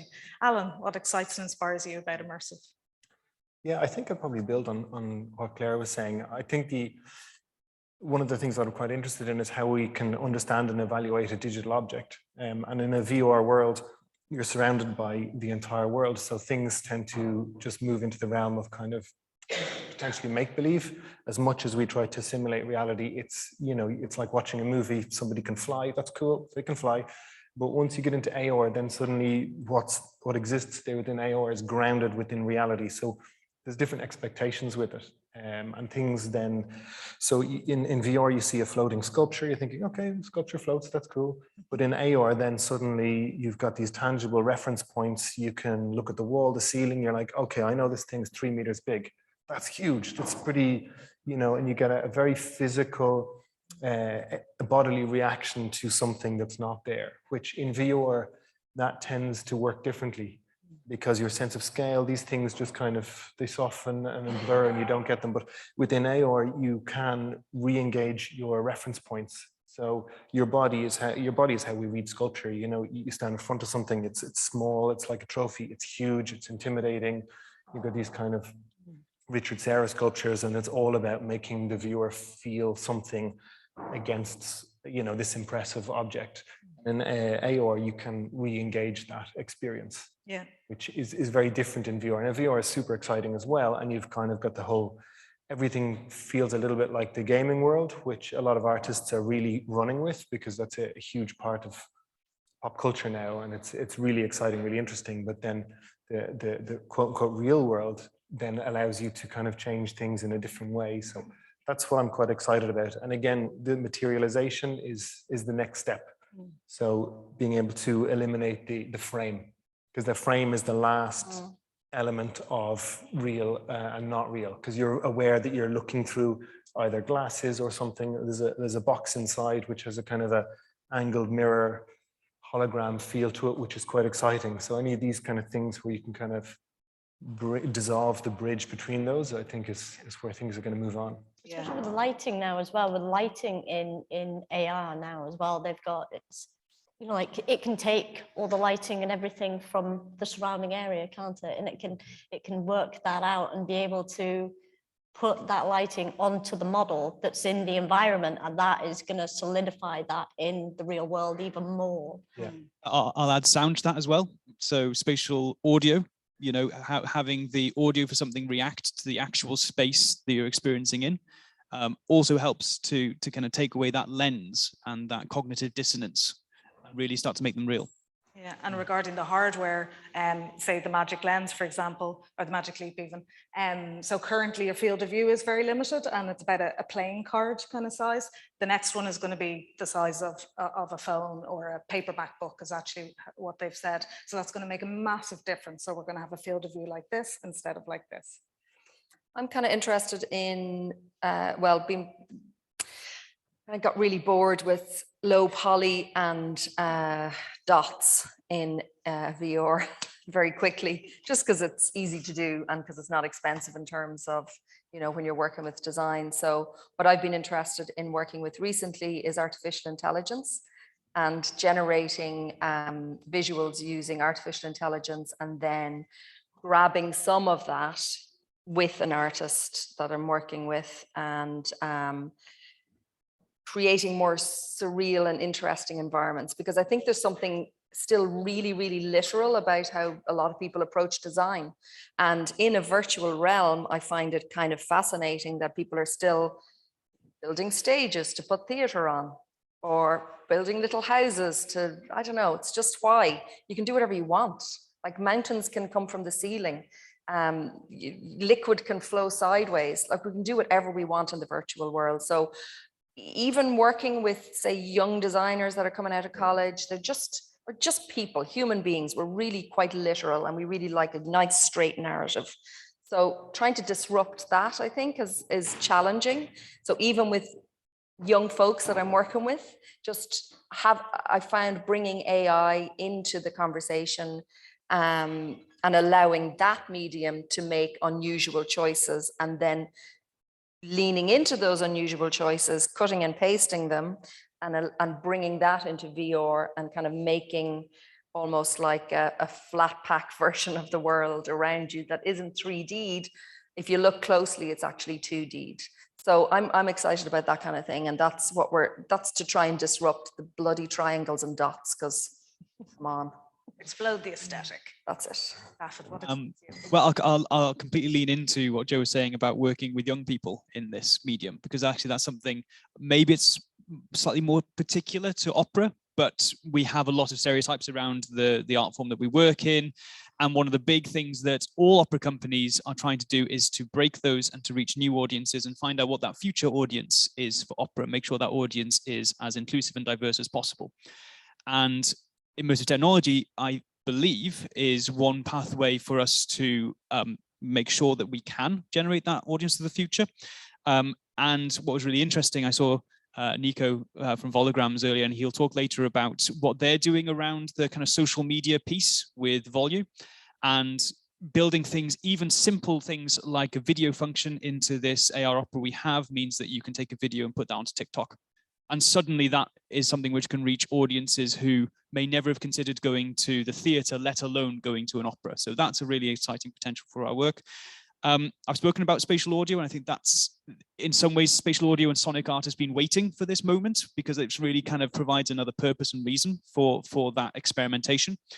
And specifically to volumetric capture, it's really interesting to think about the point where we can do live broadcast volumetric performance, because then we start to be able to hand some power back over to performers who have obviously been very hard hit by the effect of streaming platforms. And live performance is one of the ways that they've been able to retain revenue, and bringing that into the immersive sphere with live broadcast is something that's really, really exciting. And that crosses across all musical genres, not just opera. And it's something that I guess I'm interested in exploring next with that recent piece that we did at Theatre Festival in South by Southwest, is I want to do a version of it that hasn't got avatars, but that we're using motion capture, live motion capture. So live motion capture in the virtual environment was something we were playing with recently, Alan was involved in, and that's going to be great. Mm-hmm. Just need to get some decent networks around the country and the world and we'll be fine. Mm-hmm. And funding for all of this play. So I want to talk a bit about audiences. So a lot of us create work for audiences. So how does immersive extend the possibilities about connecting with audiences and potentially new audiences? And given the kind of difficulty around the branding of opera, David, I might actually kick off with yourself. So if you can talk a bit about how this, how immersive extends the reach to new audiences. Well, our hope is that it will. It's a big experiment, and there's something really exciting about, particularly the volumetric field at the moment. It feels like, particularly, I was lucky enough, thanks to Digital Catapult support, also joined Joe out in South by Southwest this year, and get to talk to a lot of people who are kind of leading on the volumetric capture side of things, and even people, Microsoft and Dimension Studios. It feels like film in the early 20th century, volumetric capture now, because we're all experimenting with what the best type of production pipeline is for it, how those can be created both through technology and software. And so there's an experimentation on that side of things. There's an experimentation with how audiences will react to it. We've started to do some research around that. So we worked with Thrive, which is an audience development agency in Northern Ireland, on our spring tour to evaluate some of the feedback from our augmented reality testing, and the feedback was very positive. What was really interesting about some of that feedback was the kind of correlation between the amount of time that someone would take to experience the app and age. So for our older audiences, they were less willing to kind of hold an iPad up for 5 minutes and kind of explore it and see what that was going. Usually the kind of duration would be about a minute or so. As you went down the demographic scale towards the younger end, they would not only stick around for the 5 minutes, they would explore from different angles, they would do it again, they would get their parents to come and stand in it. So there was really kind of on the ground evidence that there is engagement, and that's what we are hoping with it. And then obviously we want to build that into an ecosystem. So on our app, you can then move through to all of our social media channels and also to our live performances, because that's what we're doing. We're a not-for-profit company. This is part of our audience development work. And we are here trying to engage young audiences in an exciting experience so that when they are later in life and come across opera, they feel less barriers. And that's the exciting potential for it for me. Yeah, I think it potentially is connecting in a way with people who don't go to theatre. And unfortunately, there's a lot of people who don't go to theatre. As somebody who didn't grow up with theatre and kind of encountered it later enough in life, and has gotten nothing but joy and wonder out of it professionally, I'm always keen to find ways to engage people broadly with the arts, frankly, but theatre specifically. So personally, I would rarely make work in a theatre space, in a conventional arts space. I'm always looking for a way to bring the arts to people. So for example, the next show I'm doing is in the wilds of Belmullet in County Mayo, in and on a tidal pool with a lot of music and performance and dance, etc. So the likelihood of any of those people that are knocking around Belmullet in September of this year coming to, I don't know, a big place that calls itself an art centre in the east of the country is nil. So it really allows you, I look at it as another site-specific tool. So I love making theatre, making performances in places that are not art-specific. So this to me is another way to make performances in a space that is not art-specific. And young people really in general don't go to theatre unless they get involved in youth theatre at a very early age. And even at that, it tends to be didactic and issue-based. And it's like, oh, why would you ever come back? Or it's Shakespeare that's rammed down your throat for the Leaving Cert. So if I as an arts practitioner, am interested in ensuring that the art form I work in continues to live, and it's, you know, it's been around quite a while, so I'm kind of keen for it to stay going. I think this is another wonderful tool in that arsenal. So engaging with young folks who, you know, game. They all game, they're all gaming. So it's like, it's kind of like how I've approached programming as a curator. So running festivals, I would like give people what they know they want up front, talk about it, make it free. And then when they're not looking, sneak in a bit of opera or a bit of contemporary dance in the shopping center or whatever. Just it's a gateway drug, you know, it's like, that's the way I'm looking at it. Alan, audiences. Yeah, I mean, it's interesting to pick up on what Joe was saying there. It's something that the art world is definitely always engaging in. The question of the context. There's a lot of criticism in contemporary art when you see something that doesn't look like art, a shoebox in a gallery, or these kind of things that are kind of recontextualized in a white cube space, and therefore they get an aura and a power.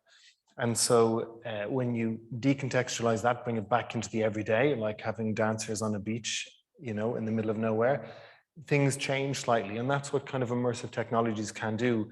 You can work as a creative making something, and you control all the environments of how you think it should be displayed.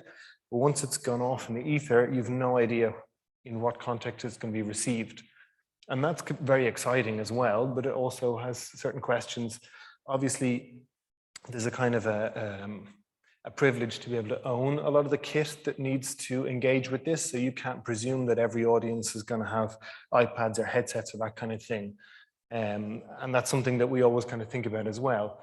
But there is the possibility for it to go around the world. So bringing it back to something quite analog in terms of a sculpture, you could have the same sculpture shown in twice at the same time simultaneously, if it's in kind of a virtual world, or you can have it travel kind of almost for free. So there's various things that can happen in that way, which is quite nice, that go way beyond the scope of its analog counterparts. But yeah, even within a kind of institution, you can still piggyback off the technology, the money and the infrastructure of a museum or a gallery or theater, and have something existing in different spaces that still have a connection to that aura of a big building, if that's something that you need. Yeah, so it becomes scalable and sustainable. Yeah, well, that's the goal, that's the question, really. Mm-hmm. Claire, would you talk a bit about audiences? Yeah. What's happening in Wales, maybe? Like in terms of where are people going to arts organisations to experience immersive, or how do people in Wales experience immersive? Well, I would say when it comes to immersive, I don't think we have enough, to be honest with you. But that could just be my personal opinion, because we all agree. We all should be immersed in everything.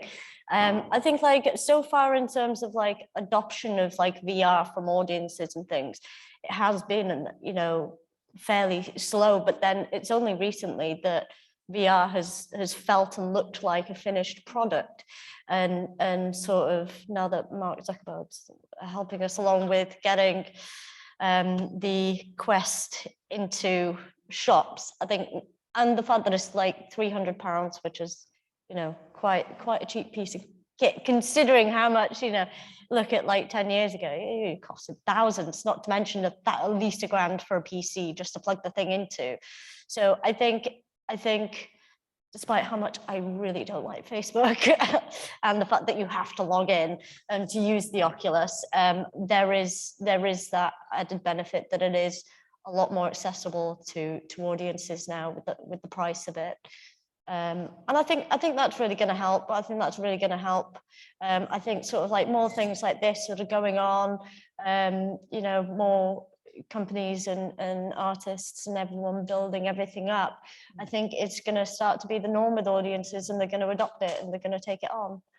Yeah, like pre-COVID, the prediction was for 5 years, so this would have been in 2019, early 2020, the prediction was that for the next 5 years, people would go somewhere to experience immersive media and immersive technologies. They would go to their science gallery, to their art organizations, to a community centre, to a VR arcade, so you would go somewhere. Obviously, COVID really shook that up, and a lot more people have headsets in their homes, which essentially turns your living room into a potential stage.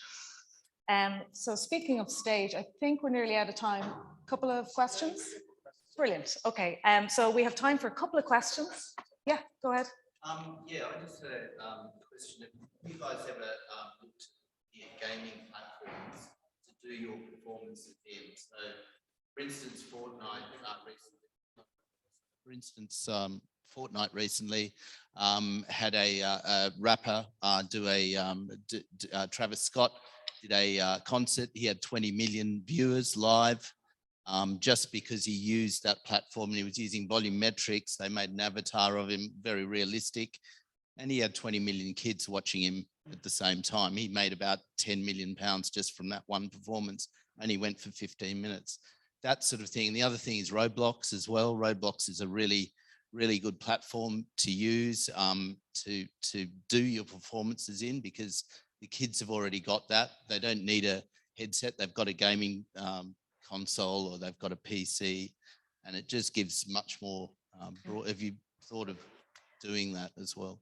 There is something I have been following that sounds a bit like that. It's called Wild RP. So it's pretty much Red Dead Redemption.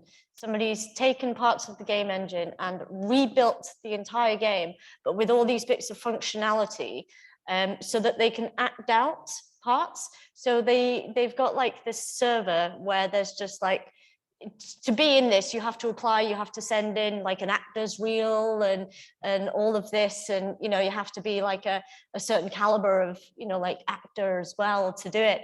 And then they sort of like they show it in clips, so it's like put together as a series, but it's like most of it's role play, but they have like a bit of a storyline, and then the rest they kind of go off the cuff with.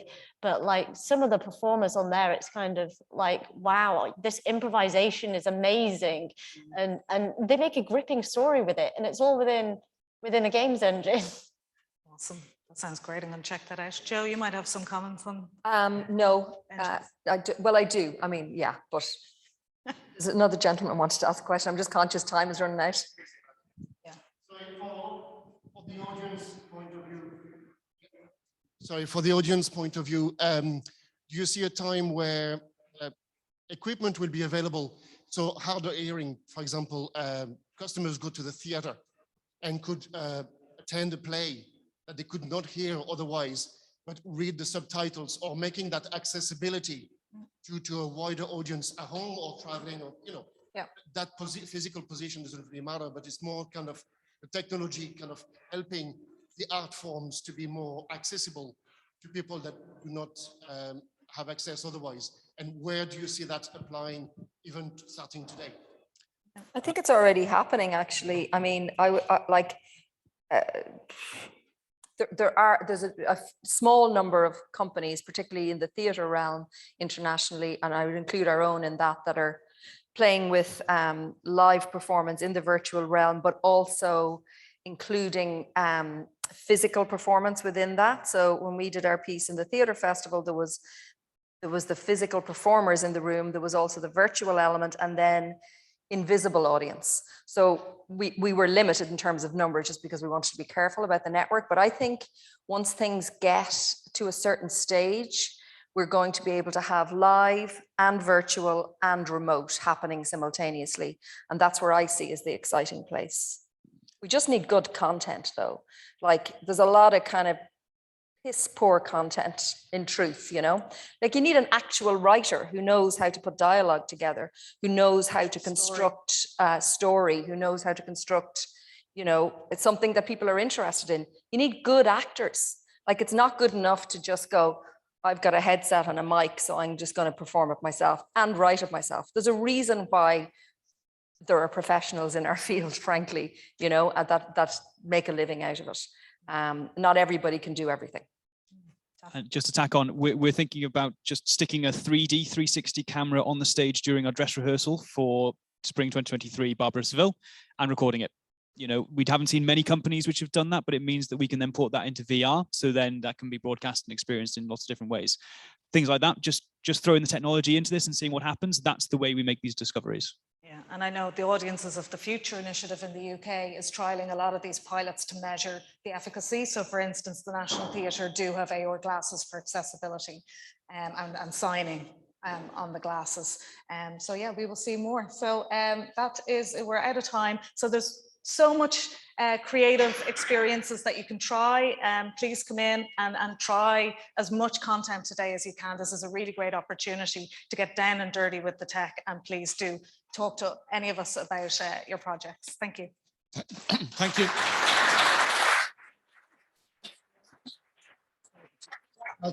Thank you, Camille. Thank you to the panel. I caught most of it as ever. To me, it's a really fascinating panel.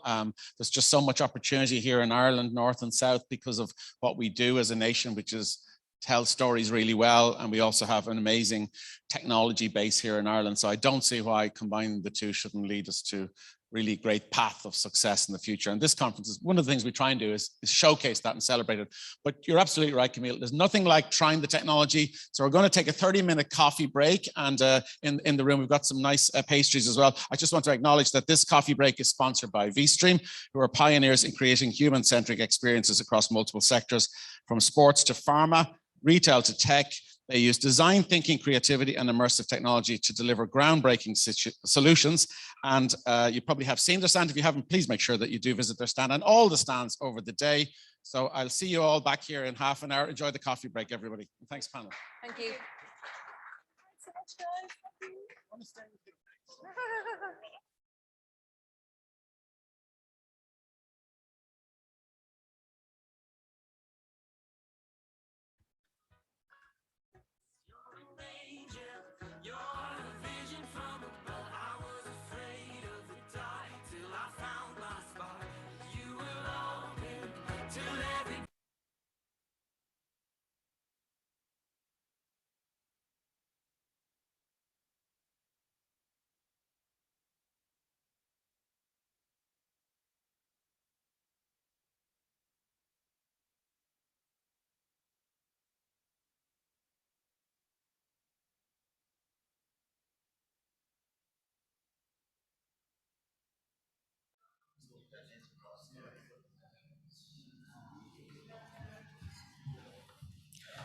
Okay, welcome back, everybody. I know people are drifting in, but I think without further ado, and to respect the timelines, we'll push on ahead.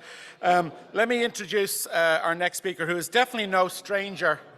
He's definitely no stranger to ARVR INNOVATE, because he's been involved in, I think, 3 or 4 of the conferences. So I think he likes coming here to Dublin, and he certainly likes the beverages that we have on in Dublin. I probably didn't name check earlier in the day, but there is a reception afterwards, drinks reception. If any of you can stay around after 5:15 over in Paddy Cullen's, we'll stand you a drink, and be other opportunity for us to interact later in the day.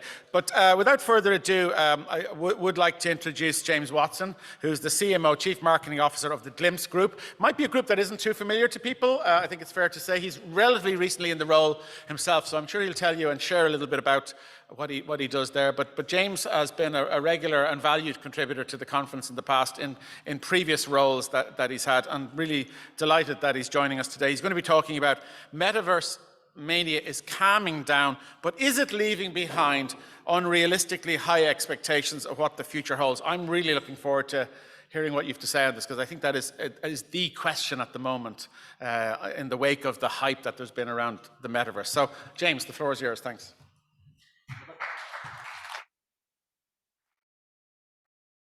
Thanks, Alex. Hello, everyone. Microphone's working, which is good. Yeah, it's great to be back here. I was here, I think, last time in person 3 years ago. And someone reminded me in there, actually, when I arrived, I had a very early Oculus Quest. So 3 years ago, the Quest had just come out. And I think we got early access with the company I was with. And I was in there, and there was literally a queue. Everyone's just going, what is this thing? You know, wow, look at it, untethered, latest offering from Oculus. And then you think that was 3 years ago. And now it's just like, yeah, it's just a Quest, you know, Quest 2, Quest, what about the Cambria or whatever. So I think that's amazing. So much has changed in those 3 years. The pace of change in this industry is incredibly quick. Someone once said it's like dog years.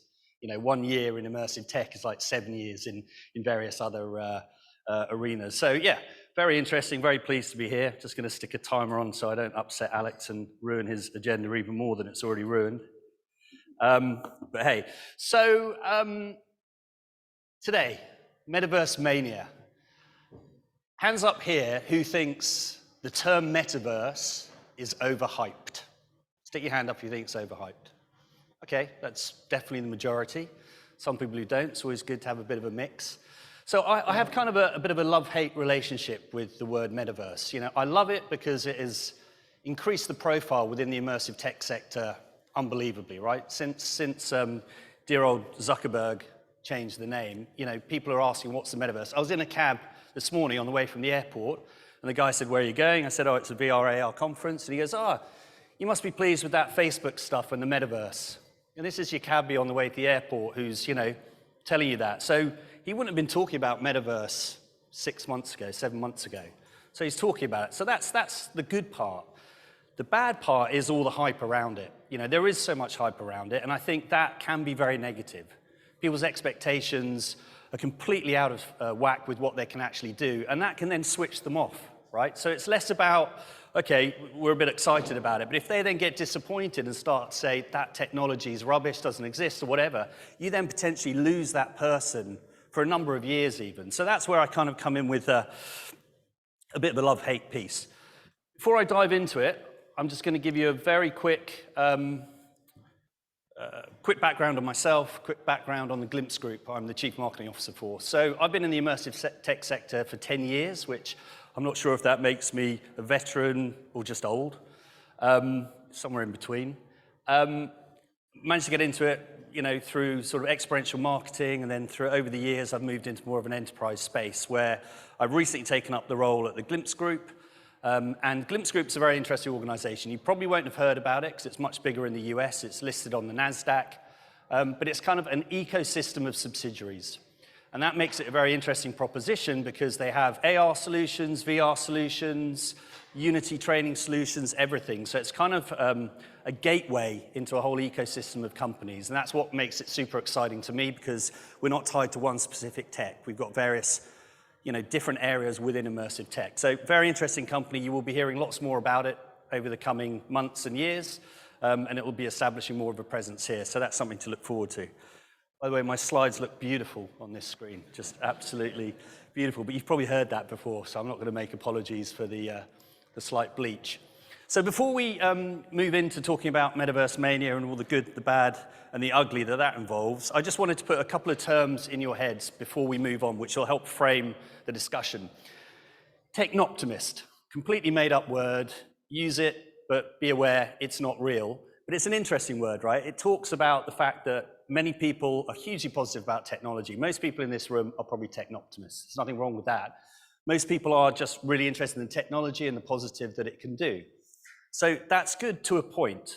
It needs to be kind of measured. So I came away thinking, well, this is sort of like Luke Skywalker.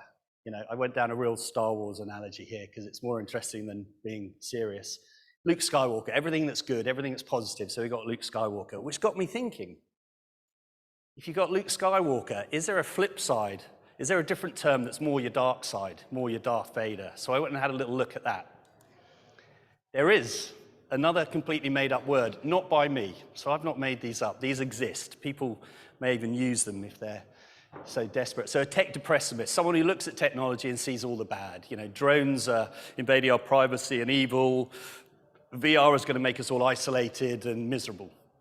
So you've got those two perspectives, right? So just keep that in mind, and we'll come back to that through the presentation.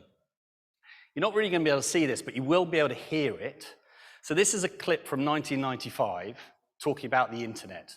And when you hear the word internet, because you won't see it, when you hear the word internet, if you just replace that in your head with metaverse, I think this is a great kind of, you know, description of where we're at with the metaverse. So if you just listen up. And what about this internet thing? Do you know anything about that? Sure. What the hell is that exactly? What do you write to it like mail? No, a lot of people use it and communicate with, I guess they can communicate with NBC writers and producers. Allison, can you explain what internet is? So I love that. I was just like, Alison, can you just explain what the metaverse is? I just really love that. It's just this poor Alison going, oh crap, what's the internet? I don't know. But you know, so at this stage, 1995, everyone's like, what's the internet? And they're talking about, you know, the symbol, the at symbol, is it at or about? And everyone's confused as hell, right? Which I think is actually pretty much where we're at with the metaverse, okay? Maybe the understanding's a bit better, certainly in this room, but you talk to the taxi drivers or whatever, they'll have a very different view of it. So what this led me to, and this I think is a brilliant survey, like absolutely brilliant. Jeremy Dalton, PwC, shared it on LinkedIn. I've grabbed it, so I'm stealing his glory. But it was a survey done by Statista. It's only about 200 companies, but it's indicative of companies who basically say they're in the metaverse space. So they've done something in the metaverse. So that's how they're selecting. Yeah, we've done a metaverse thing, whatever, right? So they said, okay, so how would you define the metaverse? So over a third said it's a virtual world, which I think we'll give them, right? That's kind of, you know, good enough. You're in the right spot. 20% said it's Facebook's new name, which is a big problem. Well done, Zuckerberg. Genius move, rebranding to be called Meta. I'm a marketer. I have to hold my hand up. That was brilliant. I don't like it, but brilliant, you know, bit jealous. So 20% think it's the new name for Facebook, bit worrying. 14% is linked to Web 3.0. Okay, you'll give them that, right? There's a bit of room for maneuver in there. That's not too bad. That's fine. It's a crypto, bit worrying. Crypto has a role to play in it, but it isn't a crypto, but quite a few people think it is. It's a new Google. I don't even know what that means. I really don't know. That worries me. And then the best one, this is my favorite. All of the above. 6% of people have gone, yeah, I think it's pretty much all those things, you know, which is brilliant. Just like, I mean, maybe they didn't read the questions, but there is an I don't know, which of course no one felt they could answer. No, I need to know. And so it's 6%. So you've basically across this got about, you know, about a third, about half people are in the right space, half away out left field. You know, it's a concern. You know, people have very different interpretations of what metaverse means. So it brings me on to sort of back to the hype around it. So you may have heard of Roy Amara, you may not, Amara's law. So Amara's law is basically that we overestimate the impact of new technology in the short run. Everyone gets super excited, everyone thinks this is going to change everything, it's incredible, you know, the world is going to change for the better. But then we underestimate what happens in the long run. So what does that look like? Very light gray is what it looks like. But what you've got there, the middle line is kind of our expectations. And then the curved line is actually the maturity of the technology. So what you end up here is you have a massive overestimation in the short run. People are like, this metaverse thing, I want to go out and buy one, it's incredible, it's going to change everything. And actually then they kind of go, well, it doesn't do that. They get disappointed. But meanwhile, the technology is evolving. It's not going to stop just because people lose faith in it. It's going to carry on. So then it keeps, you know, and then it over-delivers in the longer term. So some of the examples within this you think of are Human Genome Project back in 2000. You had Bill Clinton saying, you know, the next generation, our children's generation, the generation after our children won't even know what cancer is because we're going to eradicate cancer. Well, over the next 10 years, it didn't really do anything. Now it's starting to pick up and do stuff. And you could argue autonomous vehicles fit within this. I would also, VR is quite a good example of, you know, everyone got very excited. You know, then said VR's dead, and actually now look at us here having a conference talking about it. So Amara's law is, I think, really relevant to a lot of technologies, and particularly at the moment to where the metaverse is and where it's perceived. So if we put our technoptimist hats on, these are the sort of things that are building up the hype. So these are all real headlines. So the metaverse is coming, we may already be in it, the metaverse is here to stay, and it comes with a revolution in the way we live, work, and game. Pretty bold. It's about to change everything. The metaverse is already here, and by the way, look, even no wonder those people are confused, right? Mark Zuckerberg's new platform builds on the success of popular video games. So, you know, this is feeding the perception that Facebook own the metaverse. So there's all that sort of technoptimism coming through and people getting very excited. And what that then leads to is you have lots of companies jumping on the metaverse bandwagon. Listen, I'm a marketer, and I understand there's lots of positives to position yourself in such a way that you're part of this amazing new revolution. But there are people hugely misselling it. It is literally like, do you want to buy a metaverse? We'll go build you one. Okay, well, you're not building a metaverse. You build for the metaverse. You don't build the metaverse. And this quote down at the bottom is someone who hit me up on LinkedIn, and they said, hey, they literally said, we can catapult your product into the metaverse. Just let us know.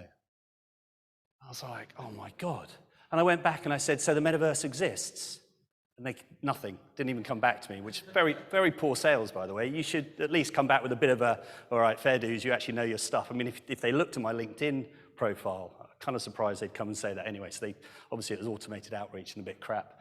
But it is a problem. Everyone is jumping on the bandwagon, and everyone is therefore fueling this confusion about what it is. You've got to do it in the right way. It's a hugely exciting opportunity, but don't promise the earth. Don't missell it, because then you run the risk of losing those people for good. Or they switch off for a long time, and then you've killed a part of the market. These are a bit hard to see, but these are some images. I didn't go to CES, but it's from the last CES show. And you've got all this crazy messaging going on around the metaverse. So this one says the real metaverse, not the fake one. It's the real metaverse, which is interesting. We'll open your XR metaverse. And then you've got other crazy metaverse, save your real space into the metaverse. Metaverse for mobility.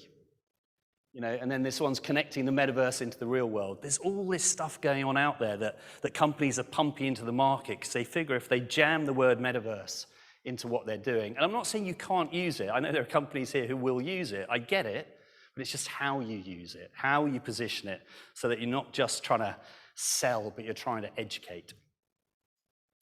And this is where we get to with regard to interest in the metaverse. So this is search volume on metaverse right up to the end of April.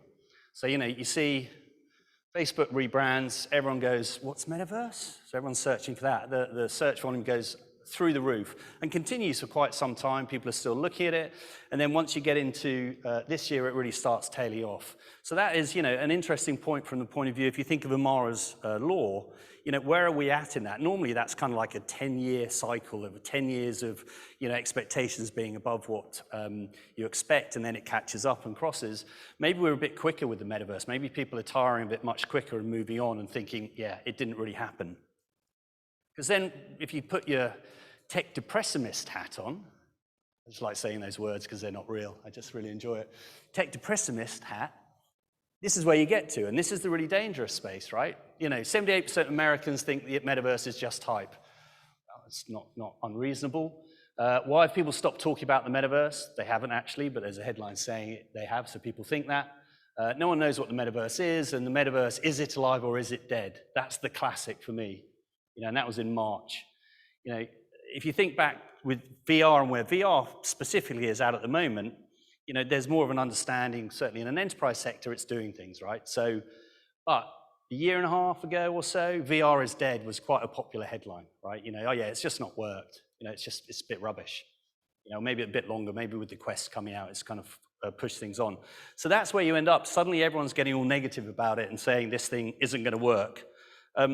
So what people need to think is, and this is a great quote from this chap, Frank Palermo on VentureBeat, what I think is really interesting is, the perception of today's metaverse is just, as he says, a mood board for the future rather than a final architecture, right? It's just kind of showing you what is possible, because we're nowhere near having what you would properly define as a metaverse at the moment. And I'll come on to that and talk a little bit about how I see that. But I think if you can kind of think about it in this way, it's a much more healthy way to look at it. So the things that are going on, these kind of isolated sort of, incidences of using the technology. You've got Travis Scott, who did the Fortnite concert 2 years ago. I think they had about 25 million people go through it over the course of 5 different concerts. Obviously that's on the Fortnite platform. It's not immersive, but it's 2D at this stage. Everyone's heard of Nightland in Roblox. Last stat I saw, they had 7 million visitors go through it. So once again, it's an interesting way for them to engage. Of course, Meta with their Horizon Worlds. I saw this referred to as the metaverse, which I thought was quite tragic but funny. I quite like that one. And then, of course, you have the Snoopverse, which I really love, right? So Snoop Dogg seems to have really aligned himself with the sandbox, which is brilliant. And you know, what is it? Some fan paid $500,000 to buy the virtual land next to his Snoop mansion. And he did this video. This is a video he did using Sandbox for one of his songs. And I haven't seen it, but apparently his avatar is quite clearly stoned. So that, you know, how you see an avatar is stoned, it's obviously quite obvious, right? So that was obviously deliberate and also really funny. So back to that point about, you know, these different pieces that are happening. So the way I see it, and actually I've stolen this idea from our chief creative officer, a guy called DJ Smith. If you think at the moment, they're like different planets, right? They're all planets that are completely not connected. And there's no way of going between those planets at the moment, right? There's no way of, you know, hopping on a space rocket or whatever and nipping over to the other one. And so they're all isolated. And what you need really to turn this into something that we would call really what the metaverse is, you need the ability to go between these. So that's interoperability, persistent state, you know, secure, all those sorts of things that you need to really have a metaverse. So at the moment, they're planets and they're interesting and they're doing interesting stuff. But once you actually bring those together, that's where I believe you have what we would consider, with great debate, the metaverse. We'll see. Really, really good slide for this. And it's on a black background as well. Black background as well. Alex, can I click you? No. And I'm happy to share this, but this is a really interesting chart from Andreas and Horowitz, right? So they basically, on the right, you've got what they consider a virtual world compared to a metaverse. So the virtual world being closed, which is what you have currently, Roblox, Sandbox, all that sort of stuff, versus a metaverse, which is open. And some of the things they talk about there is from a structure. So an open metaverse has to have a decentralized structure. A virtual world has a centralized structure. The property rights within an open metaverse are cryptographically enforced, whereas in a closed one, it's see the terms of service, right? It depends on the terms of service for that platform, which I read a really good article on recently, actually, which is, if you look at the small print, a lawyer went through the small print of all the platforms' terms and conditions, and if you get down to the stuff that no one will ever read, there is in there, if you contravene the agreed rules, blah, blah, blah, we can deny you access, and then you don't have access to any of your assets either. So, you know, if you play up in Sandbox and they're not happy with you and they block you out, you actually at the moment have no legal recourse to say, but I paid X amount for that piece of land. If you look at the small print, you're done. You're shut down, you're out. Pretty scary. So there's some really good things on here, you know, talking about display systems. An open metaverse is open to any kind of display system. A virtual world is going to be, you know, proprietary hardware related and what have you. I mean, really what they're doing is on the right, they're talking about Facebook.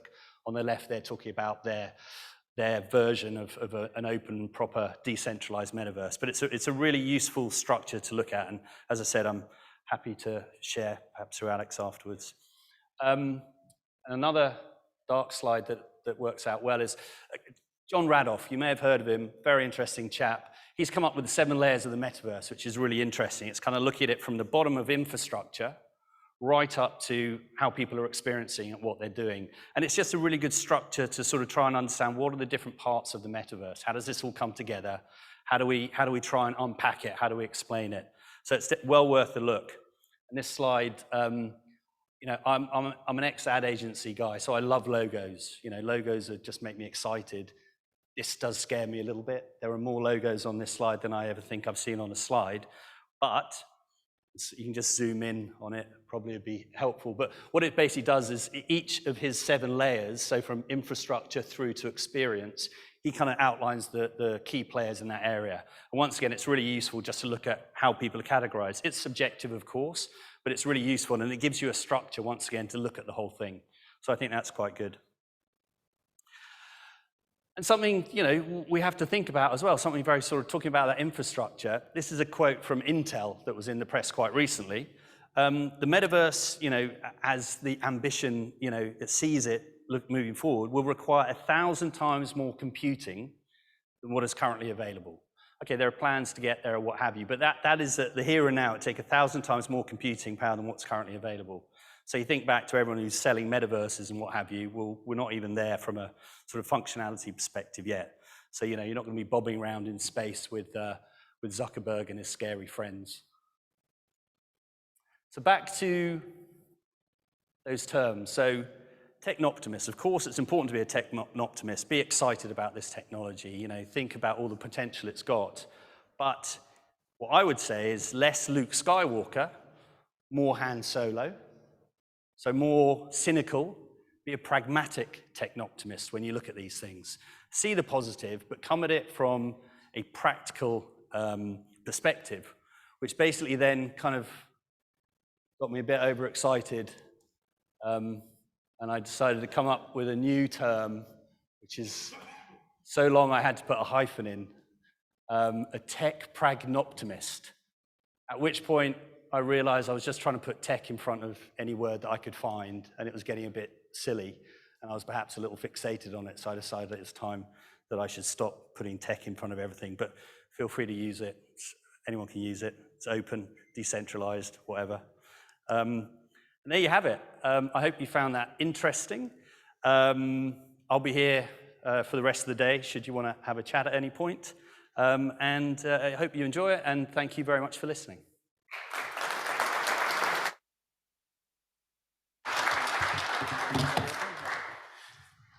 Thanks, James. We won't have time for questions, but James, as he said, he is staying around, and I know he plans to be at the social event in Paddy Cullen's at 5 o'clock, so you'll catch him there, if not before. Without further ado, welcome back to the conference, who has flown in specifically from Texas to be with us and has been a regular contributor. And I've had a quick look at her slides already. It's really short but snappy, but very valuable case study. Professor Anne McNamara from Texas A&M University, who's doing a lot of pioneering work in this space, I think it's fair to say, and I've been following her progress in recent years. I'm delighted that she's taken time to come over to Ireland specifically to, there's that word again, talk to us.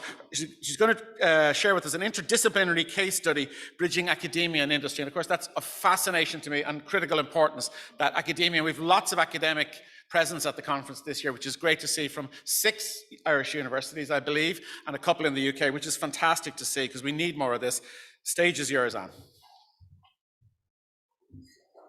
Okay, so good morning, everybody. I've started my timer. My name is Anne McNamara, as Alex said.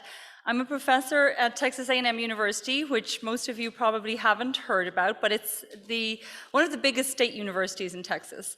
I'm in a department called visualization, and our department, we like to call ourselves unique because we have, on one hand, we have faculty that are very technical. So I myself, my degrees are in computer science. And on the other hand, we have faculty who are artists, like portrait artists, sculptors. And then we have hybrids in between. But the students are forced to straddle both. So they come out as very creative, technical people. And they go, once they've graduated, they go to companies like Disney and DreamWorks and Pixar, which I'm sure you have all heard of.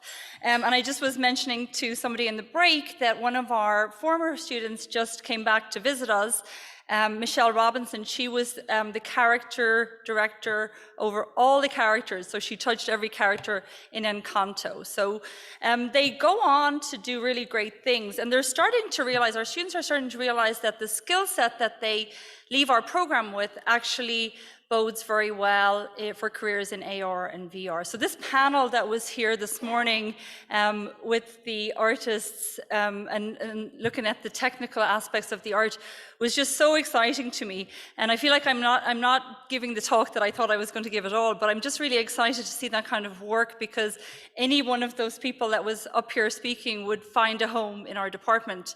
We're actually undergoing a huge restructuring at work. The president of our university did she hired an external consulting company to do a deep dive on the whole university. And they singled our department out as a kind of a gem, a treasure that wasn't being exploited enough. So she's taking us out of the college we're in now. We're in the College of Architecture, and they're building a new school with our department as the cornerstone. So I think that speaks volumes to where this kind of future is going. So they're taking our Department of Visualization, which combines art and science, and they're putting us into a new school with performance studies, dance, and music. So I think that, you know, the fact that it was mentioned earlier that Queen's University is investing in a media lab and has a new PhD in opera, I think that speaks very well to us. Because honestly, sometimes I don't realize why they're taking us out of our college and putting us into a new school, but after listening to some of the people here this morning, it was really exciting. We have people looking at establishing virtual production stages, and also people who are heavily engaged in trying to establish esports. So if any of that sounds interesting to you, please contact me. And I'm going to talk about a third kind of initiative that's one of the big focuses of this new school as well, and that's our new Vivid Lab. And Vivid stands for Visceral Intersensory Visualization and Information Design. So right at the start of COVID, I love numbers and I love data. And so I did an intense kind of 6-month certificate in data visualization. And my research interests are in AR and VR, and particularly how people interact and perceive in virtual spaces. And so when I did that 6-month intensive course, the certificate in data visualization, I'm like, how can I marry these two things? How can I bring them together? And the university has an Institute for Data Science, and they ran a competition to establish 2 new laboratories. The other one is in and they ran, it was a big competition. You had to write a letter of interest, then you had to go through this big proposal system, and they picked 2, and so ours was one of them. So I'm going to talk to you a little bit about the Vivid Lab, and I'm very cognizant, I have literally 5 minutes, so I'm probably going to go through these fairly quickly, and Alex, I'll share them with you to share with the group, but please come and just come and talk to me. I'm going to be around all day. I do have to dash off. I'm surprised my mother even allows me to be in the country and not be in Galway, where I'll be heading to at probably right at 5 o'clock. But please do come and talk to me during the day. I'll be around at lunchtime. I've already talked to a few of you, and I think this is just really an exciting day. I'm really excited to be here. And so the idea behind this lab was basically to disrupt data visualization. You know, we're all familiar with 2D data visualization. You know, charts and maps can help us identify patterns in data, help us to make data-driven decisions, all those good things. But what if we engaged additional modalities? So people mentioned earlier about sound, but what if we also engaged our senses, other senses? So we're looking at 3D information design and data visualization with a particular focus on AR and VR. We have a team that spans computer science, mechanical engineering, and art, right? So a couple of the people on our team are actually artists. And so they give us the creative input, and then we can provide the technical input. And these interests span from trying to, you know, figure out how we can make tactile surfaces to how we can predict from data. So how can we use data to predict what might happen in the future? I'm not going to go through these themes, but these are some of the themes that we want to address, such as risk management, risk perception, climate change, those kind of things. And what I do want to talk to you about is the case studies. So we're starting out we started out with 2 pilot projects, but I'm going to also talk about a third case study that we had in conjunction with industry. So the first pilot project, and you can't really even see the image here, is something where we're taking the data out of the computer, and we're going to use a kind of workflow that was coined data materialization. And this is where you use the data to inform the shape of a physical artifact. So this was a workflow that was introduced by one of our team. She's an artist, and she basically takes data and takes not necessarily every piece of the data, but she takes the impressions from the data and uses that to fabricate 3D objects. And those objects could be something that's 3D printed or something that we've built. So the first project we're going to look at has to do with climate change and sustainability. And we are going to build a stylized iceberg and project onto that iceberg climate data. So you can pick a time, either now or in the future, and a location on the planet, and that will show you how it would affect the iceberg. So if it's too hot, it might look like it's melting, and if it's too cold, it might look like it's over freezing. So you can't really see the images here, but taking the data out into the physical world so people can interact with it and you can evoke an emotional response. The second pilot study has to do with risk perception. So we're all doing this thing called psychological distancing, whereas if there's a big event occurring, so if there's a hurricane or a tornado, you're probably not as familiar with hurricanes and tornadoes as we are in Texas, but you tend to think that's going to happen down the road, right? So if there's a big storm coming, well, that's going to happen in Galway, it's not going to happen in Dublin, so we can distance ourselves from it.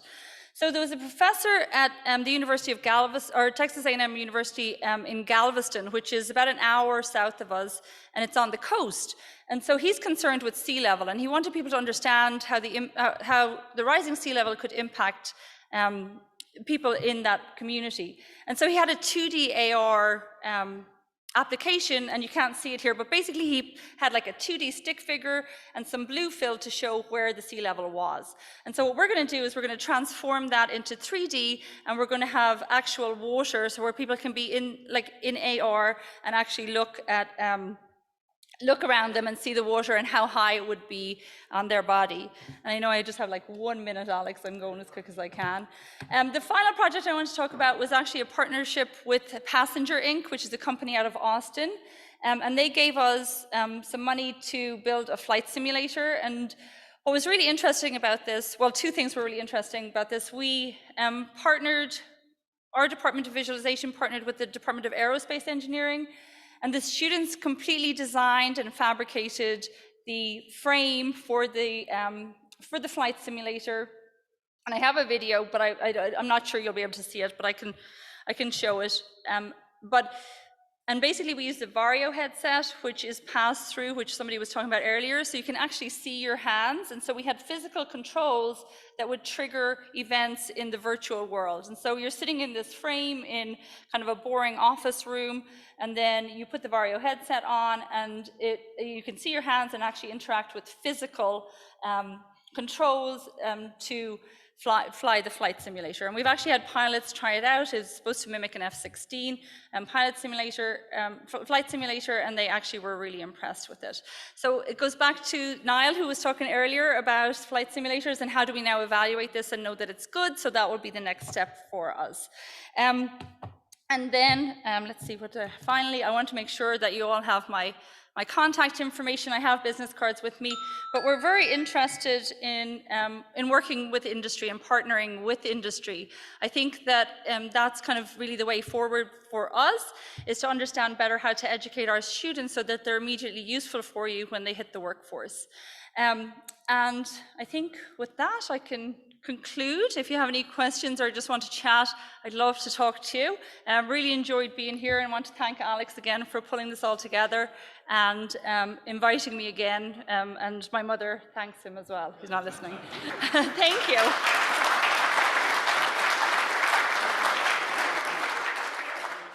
Oh, don't go. Okay, I can talk more. I'm saying to him, don't go. We might need you yet. You never know, because this is where the technology hits the road, and we keep our fingers crossed, or I do anyway, because we're due to be joined online on Zoom. I hope that this connection is going to work, Greg. So should I do the intro, or should I wait for confirmation? We're good. Okay, that's good. So he's on standby. He was on standby with us last year online. We got a great response to his presentation. For those of you who've been to international conferences, I certainly know you'll know our next speaker. We were online last year. We're hybrid this year with our next speaker. I guess there's a good chance we'll get him to Dublin in real life next year. Let's hope so, because I think he really is somebody who's charting a very interesting and novel way, and is definitely known as a pioneer in the AR and VR space. So I'm going to introduce live Alan Smithson, who's founder of Metaverse. So he beat Zuckerberg to that, by the way. And he's joining us from Toronto in Canada. There he is. That's a big sigh of relief from me, if nobody else. He's joining us from Toronto in Canada. He's going to talk about Metaverse, the future of human communication, collaboration, commerce, and culture. I should explain to you, Alan, that although you're probably seeing nice, clear slides and everything looks great on your side, we have, will I use the word shitty? Yeah, just use we have a really difficult visual experience here, which is that unfortunately it's a sunny day in Ireland, and you're being projected onto screens with direct sunlight on top of them. But we can just you guys hear me? we can hear you is the main thing, and I know Okay. you're a high-octane speaker, so we're going to give you just 15 minutes. Do your best. I won't do the full intro because I know you're going to talk about what you're doing there. You're doing really interesting stuff, especially around the mall, and I'm sure, I expect you'll talk about that. Alan Smithson, everyone. Thank you so much. I'm so honored to be here, guys. Thank you guys so much. This is amazing, and luckily my slides are very basic. They are images and then a number underneath. What I'm going to talk to you about today is the metaverse as the future of human communication, collaboration, commerce, and culture. And the idea here is that, this is the future of how we're all going to communicate and work together and learn together. And using this technology, we are really making new inroads into how society works, acts, and plays. So without further ado, I'm going to just dive right in here. And if somebody can just give me a verbal cue, whether you can see my screen or not, that would be great. Yeah, we can see you okay. Great, wonderful. All right, so welcome to Metaverse, the future of human communication, collaboration, culture, and commerce. So let's just give a quick definition. This is my definition of the metaverse. The metaverse is the current internet that we have today: video, audio, real-time zooming like this over enormous spans of distance. But we're also going to be adding XR, 3D, virtual, augmented, and mixed reality as the visual layer of the metaverse that you can walk into the internet, and the internet can come out at you in augmented reality. It's also artificial intelligence, natural language processing, machine learning, deep learning, and also computer vision, being able to use the cameras on the headsets to understand where you are in the world, and also on your phones as well. And of course, blockchain, the decentralized aspect of this, the ownership layer of the digital world, with NFTs, cryptocurrencies, DeFi, and of course, distributed autonomous organizations, or DAOs. What I'm going to do today is I'm going to go through each one of these sections, and we're going to explore that. But first, how big is this going to get? What are we talking about in terms of numbers? My whole presentation today talks about numbers. I'm going to talk about examples and then numbers, okay? So if you follow the money of any industry, you really get a good sense and understanding of how that industry is going to impact society and humanity. So Goldman Sachs, JP Morgan, and a number of other banks basically said that the metaverse is an $8 trillion plus market in the next decade. So it's a massive opportunity. There's going to be about 110 million people adopting this technology by 2023. 704% increase in NFT trading volume last year. So we went from kind of zero NFTs to peak NFT. And then this year, I think it's lost quite a bit of its value as predicted, because if you follow the Gartner hype cycle of any new technology, it gets hyped and then it drops. And then of course there's value created. So I look forward to the NFT market kind of creating new value now in a sustained way that doesn't have 10,000% growth spikes. $800 billion, the value of virtual worlds by 2025, things like Roblox, Decentraland, Sandbox, these are all starting to grow and really become places where people communicate and hang out. 75.8% compounded annual growth rate of an industry. Think about that. Look at any other industry except for AI, I think is probably beating this, but this whole industry is growing ridiculously fast. So now's the perfect time to jump on. And of course, when you're using 3D and AR, you can increase sales conversions up to 94%, which is phenomenal for any technology. So the metaverse is communication, collaboration, culture, and of course, commerce. So let's start with communication. I'm going to go through different aspects of these things. What you're going to see today, I'm just going to highlight companies that are doing the best work in each of these sections. So VR Chat, if you have not been on it, is a phenomenal platform where people can build virtual worlds, they can customize their characters. And what you'll notice in all of these aspects is that the characters, the avatars, are really central to the experience. So you've got basically the environments or the worlds and the characters. And the characters are a visual representation of the people who are going to embody these. And so I think we're going to see over the next little while a combination of real people wandering around these worlds and also, of course, artificial intelligence driven avatars. We're actually working with a company called In-World AI, and they've created an amazing AI avatar system where you can actually have a conversation with an avatar forever, and it will never say the same thing twice. It just keeps talking to you in normal English language. It's phenomenal. So VR Chat is currently, they've raised $95 million on this. So remember I said at the beginning, when you follow the money, you can see where this is going. So VR Chat raised $95 million. Discord has become a centralized communication hub for the metaverse.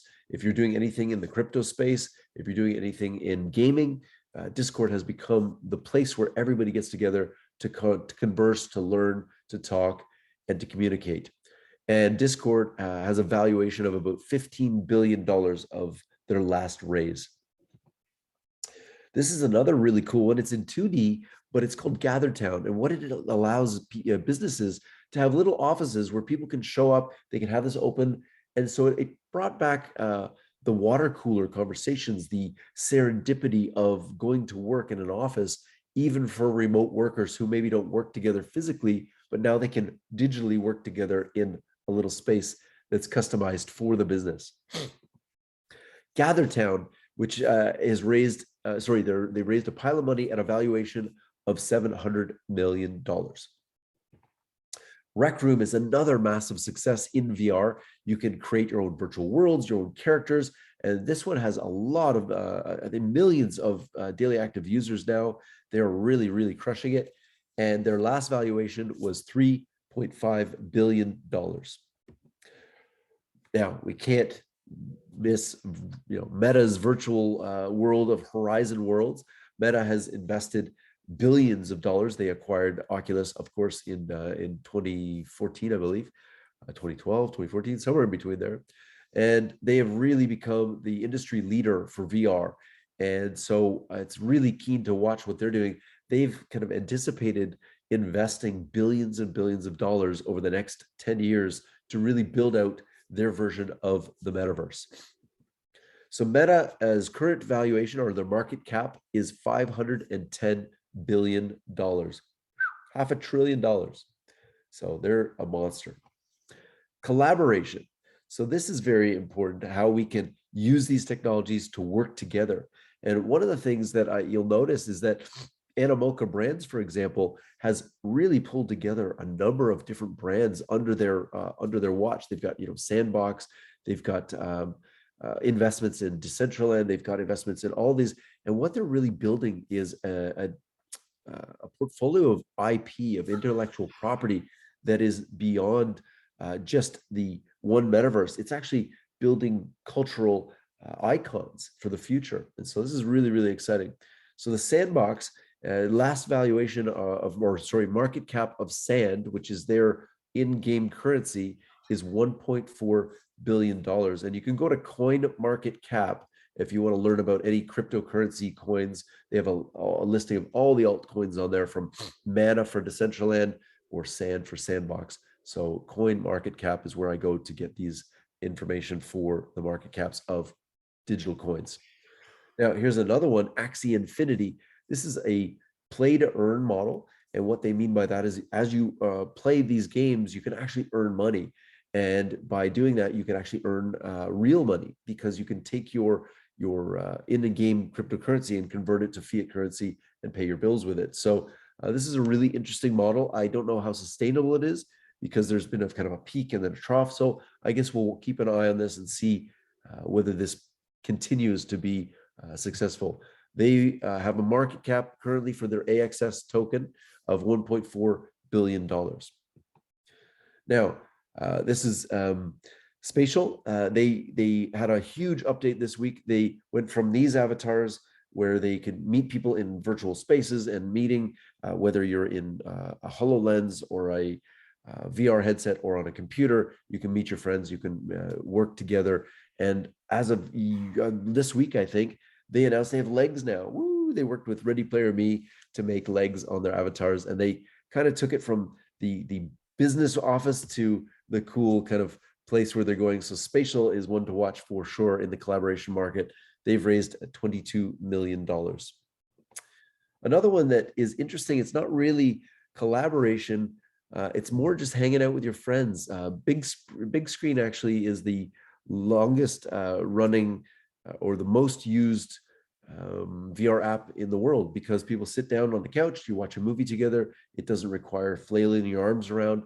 It's actually quite amazing. And Big Screen has pushed the limits with what's possible for visual clarity, and also just hanging out with your friends, tools that you can grab popcorn and stuff. Super cool. Anyway, they've raised $14 million for video within the metaverse. Fortnite, we can't really forget Fortnite because they are really a behemoth here, and Epic Games has done an amazing job at bringing people together from all over the world on all devices. And they had some trouble with Apple trying to break free of the Apple tax, if you would, or the App Store tax.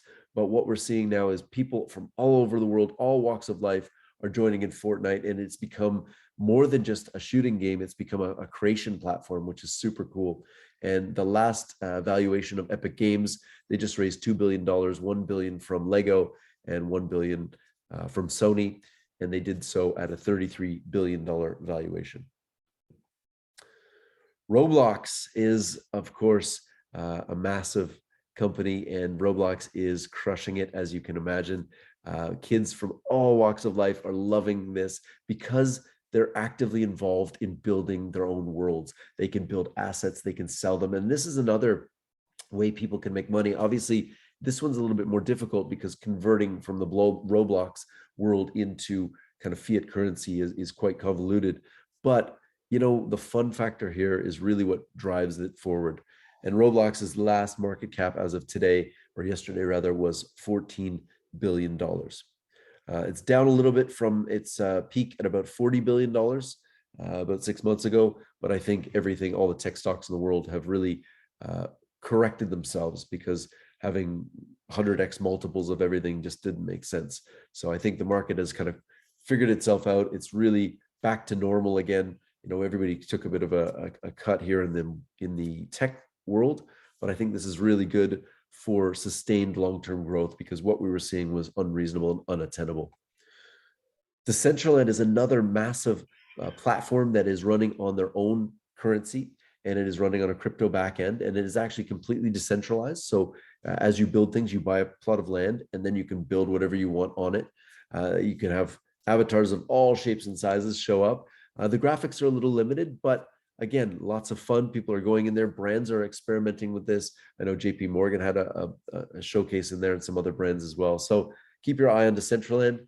Their market cap of the Mana token as of yesterday was $1.3 billion, down from about $6 billion a few months ago.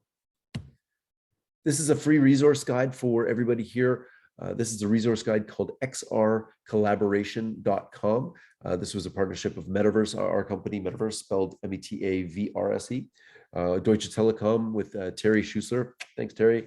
And of course, Qualcomm and Accenture rounded out that. And really want to thank all the sponsors for pulling this together. It's a guide on XR collaboration platforms from all over the world. There's over 200 listed here, and you can go in and you can find out which one's right for you, because some are based on simulations, some are based on avatars, some are based on training and assessment, medical devices. So there's something here for everyone as well. And the resource guide can be found at xrcollaboration.com. You're going to want to write this down. All right, xrcollaboration.com, great resource guide there. Culture. These technologies are really impacting our culture and how we think as a society, and this is really important. Metaverse has been covered in all sorts of magazines. I don't think you can turn a page of a magazine without seeing the word metaverse these days. But it's really impacting how we think of culture. And so you have things like NBA Top Shot that just blew everybody's mind. What do you mean I can own a piece of the NBA history? And so this has spawned the NFT boom that we've seen in the last 6 months. And Dapper Labs' last valuation was at $7.6 billion. We also are seeing things like Artifact, digital clothing, digital apparel, digital shoes. We're starting to see a whole new world that is, digital. And whether I wear them on my physical person or I wear them on my avatar, this is going to be a huge market to watch. And in fact, this company Artifact, they were designing some really, really cool shoes around the Nike brand. And of course, Nike acquired them late last year. And so Artifact has been scooped up and become part of the Nike family, which is super exciting. Let's not forget the Bored Ape Yacht Club, the ones who made NFTs cool and hip. And not only that, but brought utility to the NFT world, because they took this, and now if you bought an ape, let's say you bought the one on the top left there, it is now your ape to use for whatever you want. You actually own the rights to use that ape for whatever you want. And so we're starting to see this come into popular culture. There's Paris Hilton and Jimmy on the show there. And you look at, they're talking about their NFTs, but then they also have their Bored Ape Yacht Club's representation of themselves. Rolling Stone is covering them. This is becoming part of our culture, and they're not just building an NFT picture that you hold. This is part of culture, and it's really building a brand and an iconic set of avatars that we are going to see all sorts of things with in the next coming years. So Yuga Labs' last valuation was $4 billion.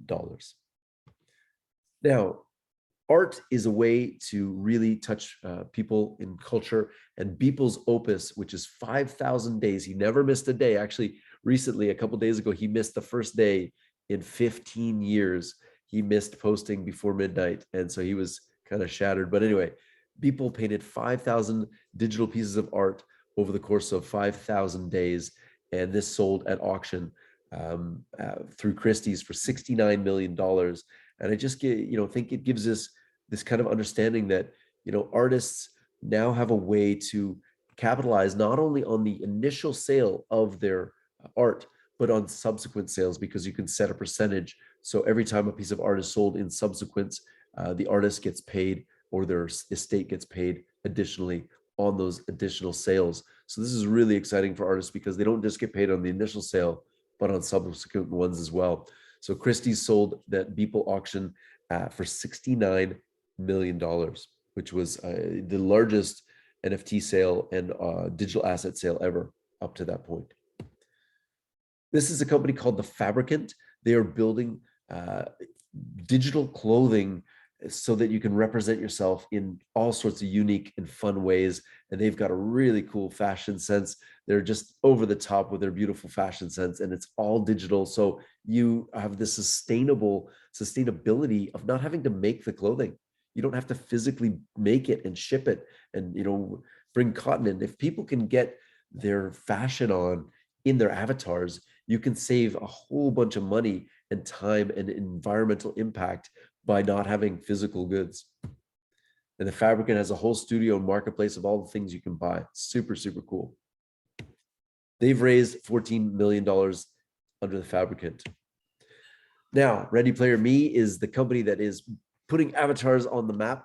They have avatars that work on all the platforms. I think they have over 2,000 partners right now, which is super cool. We're a partner. We've tested all of their avatars. They work in our metaverse engine flawlessly. We just drop them in. They all work fantastic. You can customize them. They even have a thing where you drop your photo in and it will automatically make your avatar. And they've raised $13 million to date. Very exciting there. Commerce. We would be remiss if we didn't talk about, where the money's being made and how these technologies are being used to really bolster retail, e-commerce, these types of things as well. So I think we're starting to see brands really jump on. Gucci is partnered with an avatar system called Genies, and Genies is making avatars that are, got the Gucci brand, the swagger there. You've got the glasses and the shoes, looking all hype. And Genies raised money at a valuation of $1 billion recently. So they're one to watch out for sure. OpenSea is where the aftermarket of NFTs has come to play. So about 80% of all NFTs artwork is resold on OpenSea. They have an investment from A16Z, and their last valuation was about $13.3 billion. So OpenSea is the market leader right now. There's other ones like Rarible, and there's other marketplaces coming online now, but OpenSea is the one to watch. This is a company called Obsess. Really cool company. What they do is they do really high resolution 3DOF experiences, meaning you can look around, but you can't walk around. So you can teleport from place to place. It renders a one image that you can look around in 360. Really cool. They have hotspots, so you can buy things directly from the spot. And they're doing all sorts of different work with brands. Very exciting work from a company called Obsess, and they've raised $10 million to date. This is Farfetch with Snap, and Snapchat is by far and away the largest AR company on the planet, hands down. If you take every other company and put them against Snapchat, they don't even compare. Snap has done over 1 trillion snaps using AR, and they don't really call it AR, they call it face filters or world filters, but Snap is really leading the way, and they've just introduced their in-app shopping. You can try on virtual shoes, you can try on glasses, hair, makeup, shirts, clothing, everything, all through their app, and it's phenomenal. And Snap's latest market cap as of yesterday was $35.7 billion. So you're starting to see, the value being created in all of these things, and we're starting to really see the metaverse today making money for everybody. And one thing I'll leave you with here is our project that we just announced in January called The Mall. It's a 100-floor shopping, retail, and entertainment destination in the metaverse. And each floor will be 1 million square feet for a total of 100 million square feet mall. And to put that in perspective, the Mall of Dubai, which is the largest physical mall in the world, is 12 million square feet. So this will be 8 times larger than the largest physical mall. And Dubai as a city sees about 25 million people a year. Our system, the Metaverse Engine and the mall, will work on over 7 billion compatible devices. So wait for that to be launched later this year in Q4. We're very excited for that. We also created our own avatar system, so you can build your own avatars and you can dress them. So brands now have a way to automatically dress avatars, so they can start to sell either physical goods in the mall or digital goods direct to avatar.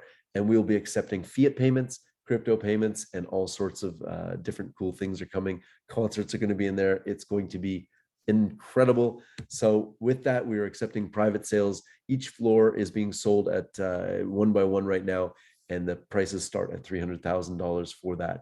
And Metaverse is a private company. We are self-funded.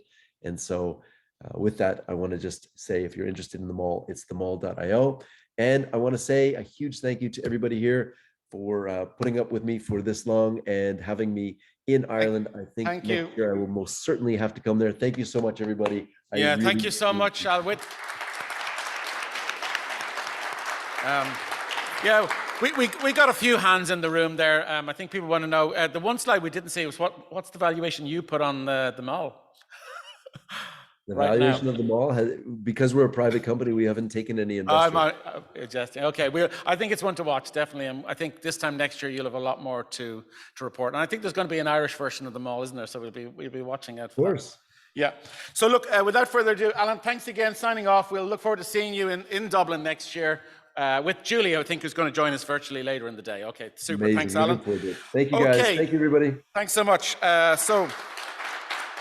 Without further ado, and I know we're running a little bit on the later side, so we do want to get you to your lunch, obviously. Let me introduce from our sponsors, one of our sponsors today, Holotoys, Kate Scott and Declan, our partner, who are going to do a quick, short blast, 15-minute, which I think is going to be warts and all, the challenges, which I think I've seen the slides, really interesting, I think, particularly for those of you in the room, because it is the story of building a startup in the AR and VR ecosystem. I'm sure lots of you have seen their stand. If you haven't, go and check it out. It's absolutely fantastic stand in the main expo area. So I'll leave the stage to you to take us through your story. Thanks, Alex. Thank you. Thanks a million. So as Alex said, we have been given 15 minutes, so we have to try and do this very quickly because we have so much to tell you. Declan and I are a husband and wife team. We set up Hollow Toys in the lockdown of 2020. We are a toy business. Why should adults have all the fun? We're bringing this to kids aged between 3 and 10. Hollow is obviously based on our holograms, and we're led by fun and emerging technologies. So I'm going to let Declan kick off. So, okay, well, it's funny because this entire journey of this company actually started in this very building just a little more than 3 years ago in November 2019 at Dublin International Tattoo Convention, would you believe? Because myself and Kate were having a bit of a midlife crisis.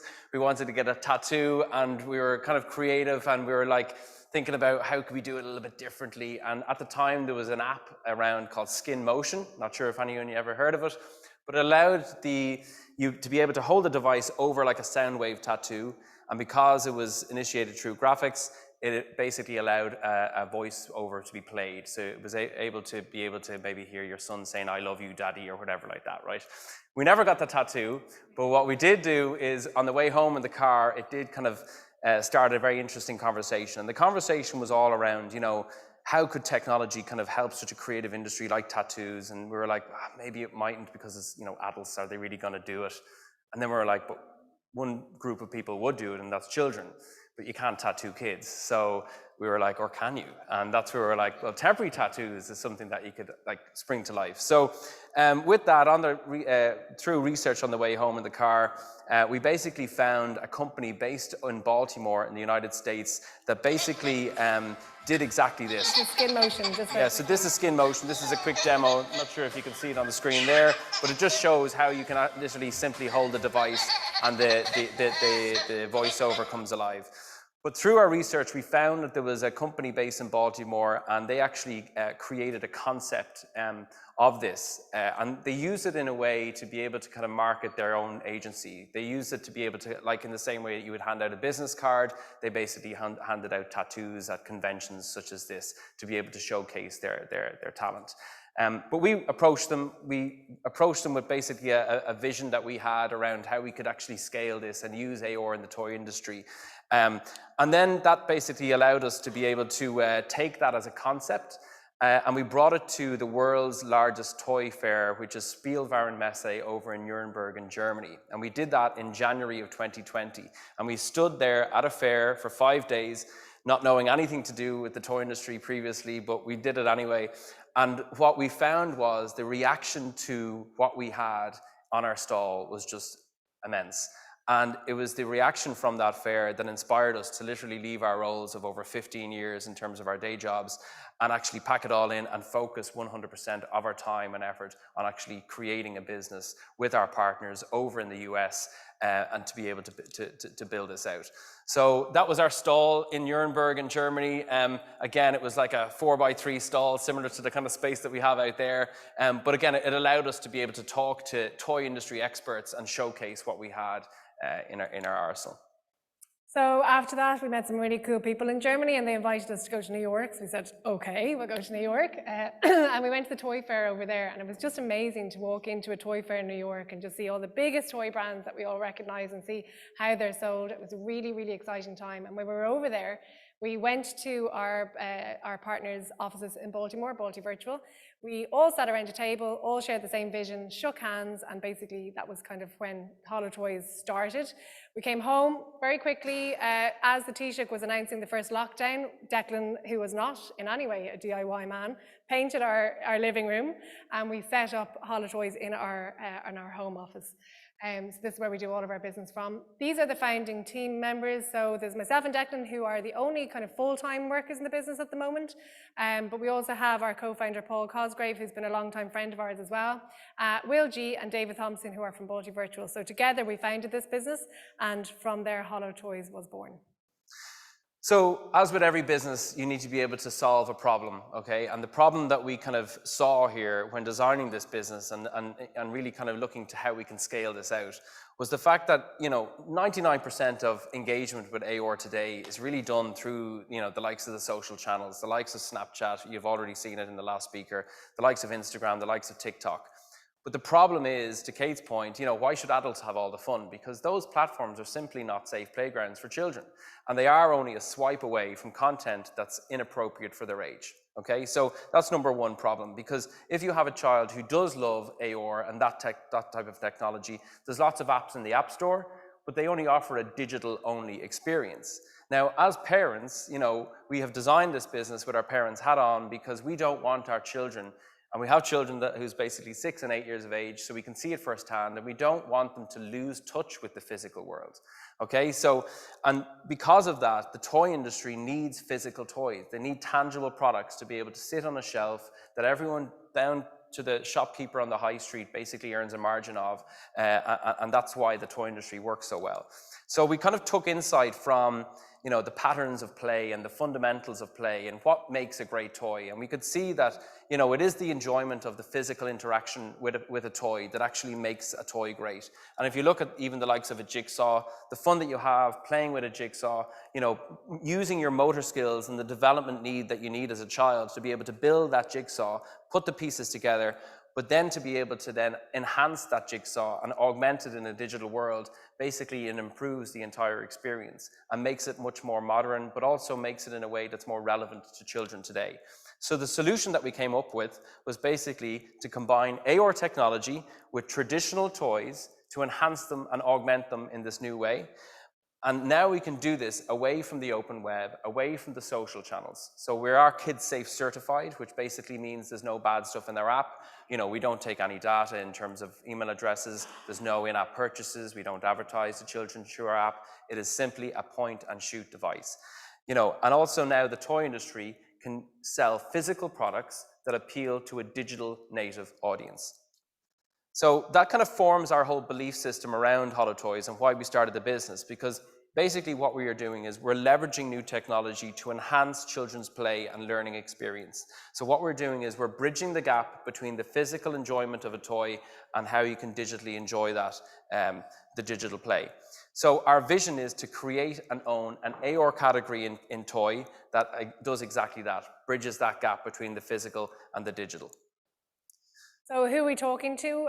We have two markets. We've got our business to consumer, which is our buyer, who are millennial parents. We grew up in an age of digital revolution. We were the first to experience social media and obviously now emerging technologies. And our users are 3 to 10 Gen Alpha, who are going to be the most educated generation in the world because of these technologies. Our B2B market are toy and book distributors, so anyone who sells books or toys anywhere in the world. This is a global play, and obviously retail buyers as well. So within our launch range of products, now we launched this range to the Irish market back in Christmas of 2020 when we're all sitting around our living rooms in lockdown. But as part of our launch range, we had temporary tattoos of 6 different themes. And again, I'd encourage you to go out and have a look, and we'll give away lots of free products after this. But we've got books, we've got stickers, we have wall decals, and they all come to life using the magic of augmented reality. But the difference here is, we're not the first ones to bring AR to the toy industry, but we've learned a lot from those who have done it in the past, okay? In the past, you had a lot of people bringing out just a single SKU product and expecting parents to download one app.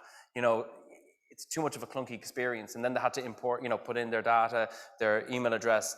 What we do is we've taken all the clunk out of the app, and it's the one app that basically rules them all. So here's a quick, I'm not sure if you can even see it, but here's a quick demo of how simple and easy it is to use. So once you basically open the app, you hold it over a wall decal like this, and a dinosaur pops out in the kid's bedroom. So, and you can then actually take the character and even place it in the room with you. But yeah, so to the point earlier on, we've done this very differently. The speed and the performance of our app is what separates us from anyone who's done this in the past. And if we're trying to take kids away from social media, we need to be able to offer them, the same, if not better experience. And it's the speed of the app that basically improves that experience for kids today. I'm going to show you these quick demos of my son putting on a tattoo and how quick and easy it is to be able to literally just hold the device over that tattoo and see it spring to life.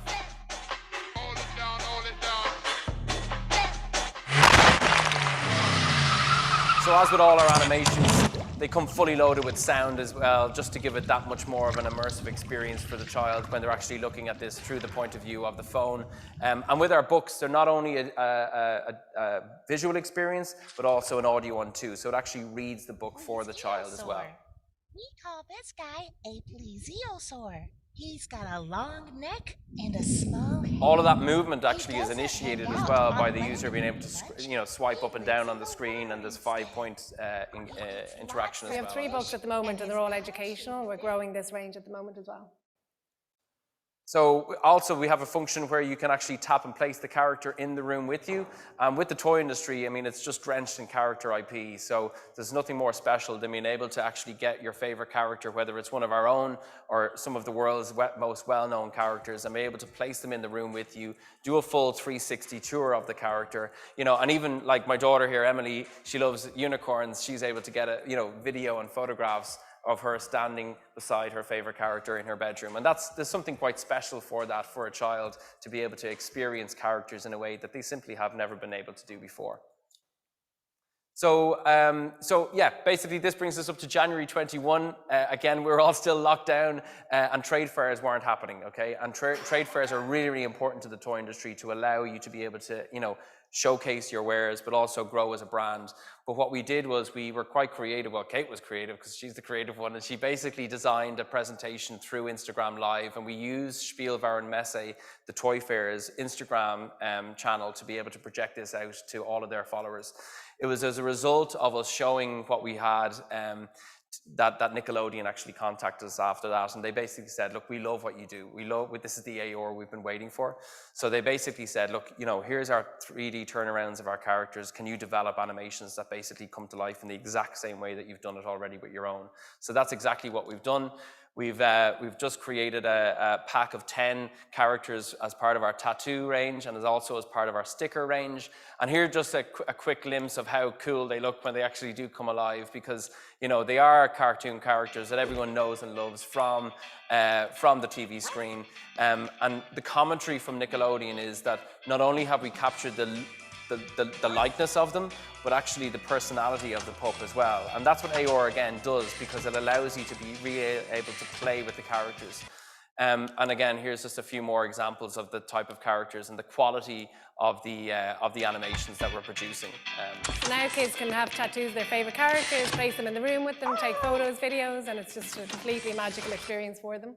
We're also producing storybooks as well for Paw Patrol. And again, this kind of allows us to be able to get into the much more of an education feel as well, and also activity books, because we are pretty much playing in the activity space. We're kind of in arts and crafts. That's where you would find us in a store at the moment, because we're kind of using those products that have stood the test of time and enhancing them and augmenting them in this new way. We've also signed a deal with Sega for Sonic the Hedgehog, which is brilliant because, you know, we literally started this company like only 2 years ago, and being able to sign the likes of Sonic in such a short period of time, it's just been huge. But also I was addicted to playing Sonic back in 1991 on the Mega Drive. So I got addicted during lockdown. It's a dream come true. So then when the world kind of opened up a little bit again, we had planned to go back to Germany, which we were told was starting again. 2 weeks out, we had everything planned, all of our stand created, staff organised, and they cancelled it. So we were like, oh my God, what are we going to do? Thankfully, London was going ahead 2 weeks later, so we pivoted, went to London, and we're really happy that we did, because we were chosen as second best toy as part of the Editor's Choice Awards. So as you can imagine, that was a complete pinch me moment for us. We couldn't believe it. Basically, we bet all of the largest toy brands that we all know and love. So we were 270 companies exhibiting thousands of toys at the fair, and we got second in terms of best. It was amazing. So. It was just a dream come true for us. So following London then, oh, sorry, yeah. On a switch. Oh yeah, we actually met a really brilliant group of people after London. So we call them our... Yeah, they're basically the Muppets. But yeah, they are industry experts, because, you know, we founded this business in our living room in lockdown, and we knew that the gaps that we needed to fill, because through London, the opportunities that came our way were just massive, and we needed to be able to kind of be confident enough to take a step back and just kind of go, we need to fill these gaps in order for us to take 10 steps forward. So what we did was we hired toy experts in these various different fields to be able to help us to grow the business. So we brought on Chris, who is our international sales and strategy guy. He's over 30 years selling toys. There isn't a brand that he hasn't worked with. He's just worked with every single huge company in the world and all the big, massive toys that we would have played with when we were younger. Johnny Henton, another guy, he's a product engineer. There's nothing about product that this guy doesn't know. He knows how to design a product, make a product, source a product. But also the guy who makes us sleep at night is Simon, because he's the finance guy. And even though we had our own accountant working with us, Simon, he scaled businesses, toy companies, from startup to hundreds of millions and sold them. So he's kind of designed a model, a financial model that allowed us to be able to then pitch to investors and get them on board as well. And that brings us to this slide, because to be honest, the support that we've had has only been a positive one in the time that we've actually set this business up. It started off with Meath Local Enterprise Office giving us a grant of 35k, and it was just, it was a huge amount of money for us at the start, because it was the springboard that allowed us to be able to accelerate and get this business off the ground. Then we were kind of revenue generating. We generated almost $500,000 of revenue within 18 months of starting the business, selling toys basically in 12 different countries around the world. And because of that, Enterprise Ireland signed us up as part of their HPSU, High Potential Startup. So as a result of that, then we basically built that financial model out. We went to a number of investors, and we've actually managed to get 14 of Irish tech investors on board who believes in what we do. And we've just closed our Series A round with them. So it's just amazing for us to be able to do that. We're being given the nod by Alex. Yeah. We're just going to play our TV ad. Really excited to launch this. And hopefully you'll see it on your screens pretty soon and on social. But this is just the start of the journey. We will encourage you, please do come over to us at the stand. We're here all evening, so we'll give you lots of free products so you can play. But here's the TV ad. Holo Toys. Wow, they come to life. Apply, scan, and be amazed. It's a whole new world of fun with so many cool characters. See them in your home. Capture them on camera. Holo Toys come as books, stickers, wall decals, and tattoos. It's a whole new world of fun with Holo Toys. Now bring Paw Patrol characters to life. 10 different characters in each pack. That brings it to a close. Thank you for listening.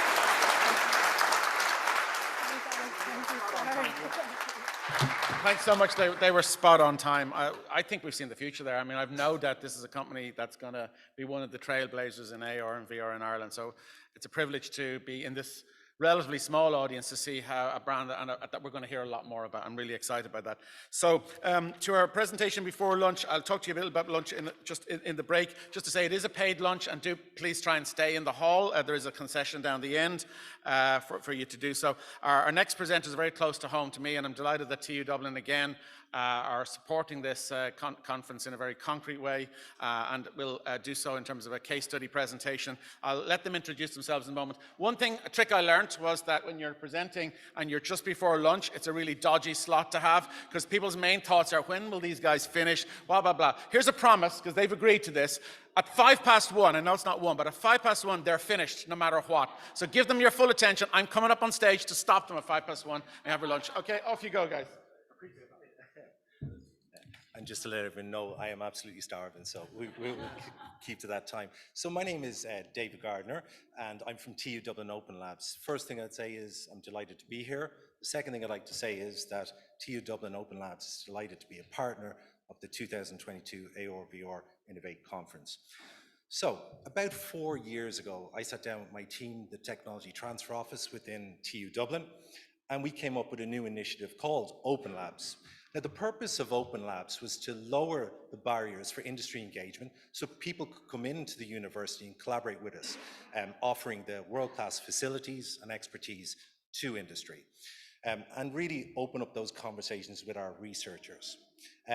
So the expertise that are on offer from Open Labs are in the areas of artificial intelligence, data analytics, surface coating technology, food and food science, rapid prototyping, and of course, immersive technologies.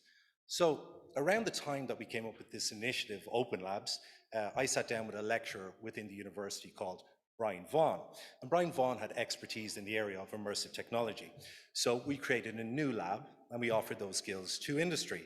And I must say it's gone from strength to strength, and we've collaborated with the likes of Intel, the Matter Private, the Guinness Storehouse, Biopharmachem Skillnet Ireland, Servier, to name but a few. So it's been quite successful, and it's been an interesting journey thus far.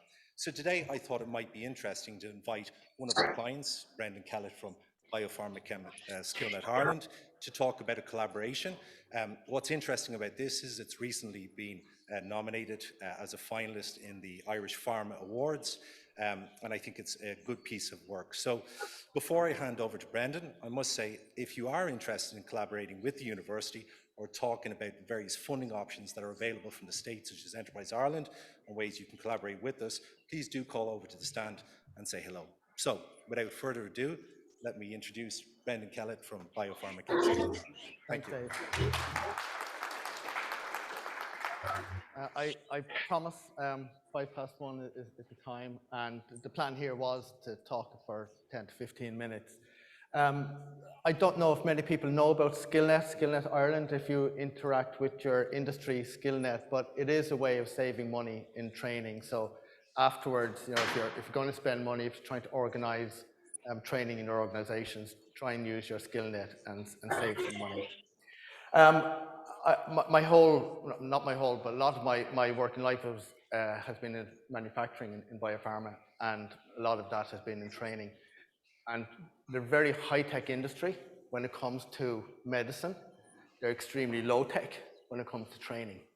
So to move the industry into somewhere where it hadn't been before, almost, and using the technologies that are now available was a bit of an ask. A number of companies were trying to do this individually, but we're not getting leverage corporately to do so. So our Skillnet, with our member companies, worked on a problem, and that problem was around training in aseptic technique. And it is relevant to our industry, but the learning from this project, I think, is relevant to anybody who is beginning or wants to get involved in a VR project. So we were teamed up through a tender process with TU Dublin, and it has been one hell of a journey because it married some of the really strong principles that we had in mind when we started off in this project around learning. And in the case of the two products that we have now, one in aseptic technique and one in powder handling, they are relatively short, but they are very difficult to train in the workplace. So we just have 3 modules, beginning with theory, and then working into practical exercises. So the word immersion, I've heard a number of times this morning already, but it's really, really important in the learning process. We begin our immersion in learning when we go to primary school, okay, because we're immersed in that learning culture. And then afterwards, when people go to the Gaeltacht maybe, to immerse themselves in the Irish culture. And in my case, I even had a child who went to France in boarding school for 2 weeks, 2 years in a row, in order to immerse herself in the culture and language of French. Okay. That last experience required me to organize it in advance, fly to Paris, hire a car, drive 3 hours to Metz, leave her, and then come back in that journey, and then 2 weeks later go out and get her again. That was year 1. Year 2, there was more onus on herself doing it. So immersion is very, very valuable in the learning process, and we must understand that and do that. The engagement is what is really important in adult learning, our experience in the workplace. How many of us have gone to train, and I'm 25 more years in training and development and learning, how many of us have gone to training courses and we have not engaged? Okay, all of us, right? Engagement is very, very important, and this is strength of VR, because immersion and engagement go hand in hand. And this was really the key to success of our program.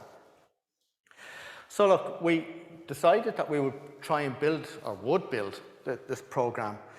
We didn't really know what we were going to get at the end of it. All we knew was we wanted something that was immersive and engaging. When we teamed up with TU Dublin, then we got the whole project management piece around constructing the training course so as it was modular. Because the challenge that we have is not every company uses the same pieces of equipment. They've all different brands, different manufacturers. But the principles are what matters. And if something changes in the future, we want an element of future-proofing. And we can do this in a modular construction. So that's what we did. So as adults, again, we learn by doing. We don't like sitting in rooms talking or listening. We prefer to be doing. And that's important, and that's what VR allows us to do.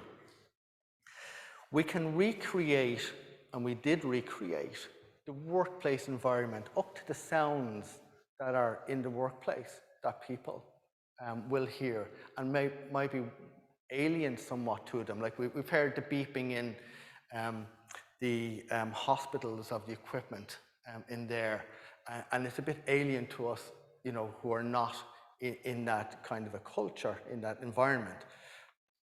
But it does help us. The sounds are very important. And then we can build, as we do with all training courses, we build so as we can, first of all, bring the knowledge that's relevant to what we're doing at the time, the task, and then we get people to perform that task. So we bring it together in one single event, as it were. So virtual reality and more research is being done. You're probably more up to date than I am on all of that, because I'm not a technophobe, but I'm not in where you are. But when it comes to learning, it's very important that we retain as much as we can for as long as we can. And how to do that is the key to any training course, be it VR or any other mode. But where VR comes to the fore is that we can take the tacit knowledge that people have in the workplace. Because you know, when you go out of the workplace into a conference room environment and you try and talk about the workplace activities, it doesn't flow right. And it's kind of preset in terms of what you say and how you say it. But when you do something with VR and you're constructing the environment, you actually build in the tacit knowledge as well, which is really, really important. And then most importantly, when it comes to our industry anyway, is you can make as many mistakes as you want. You're not going to do any harm. That reduces anxiety. It makes the whole learning experience much better for the individual learners, okay?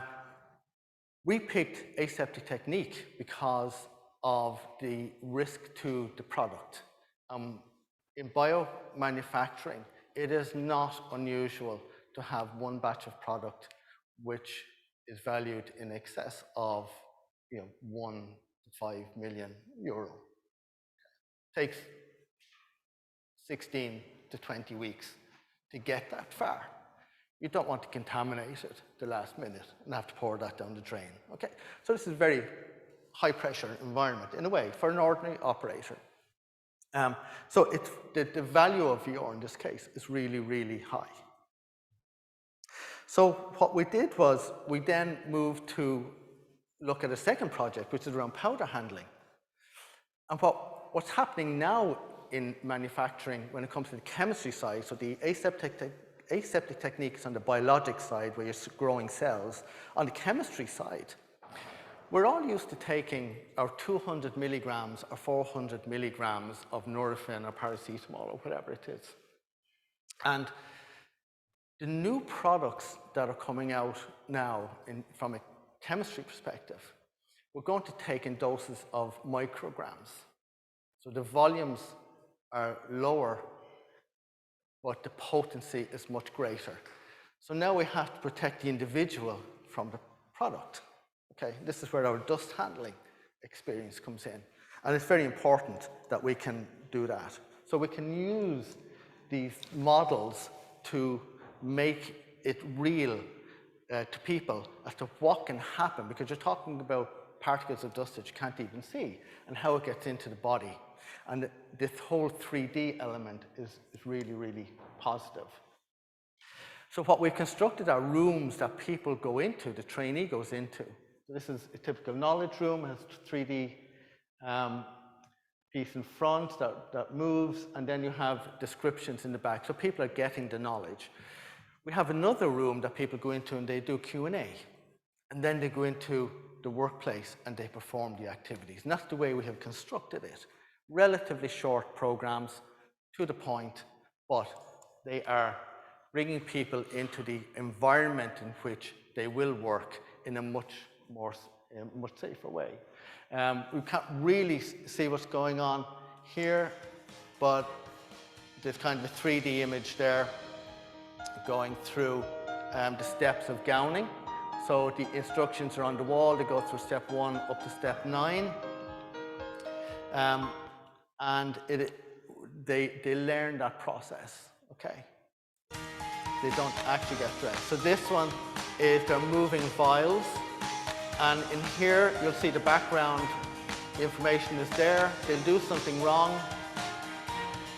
And immediately that background went red, okay, to say that you've done something wrong. So they have moved too fast, because speed is very important in the aseptic environment, or they have broken air, so they've put the hand in too far into the unit.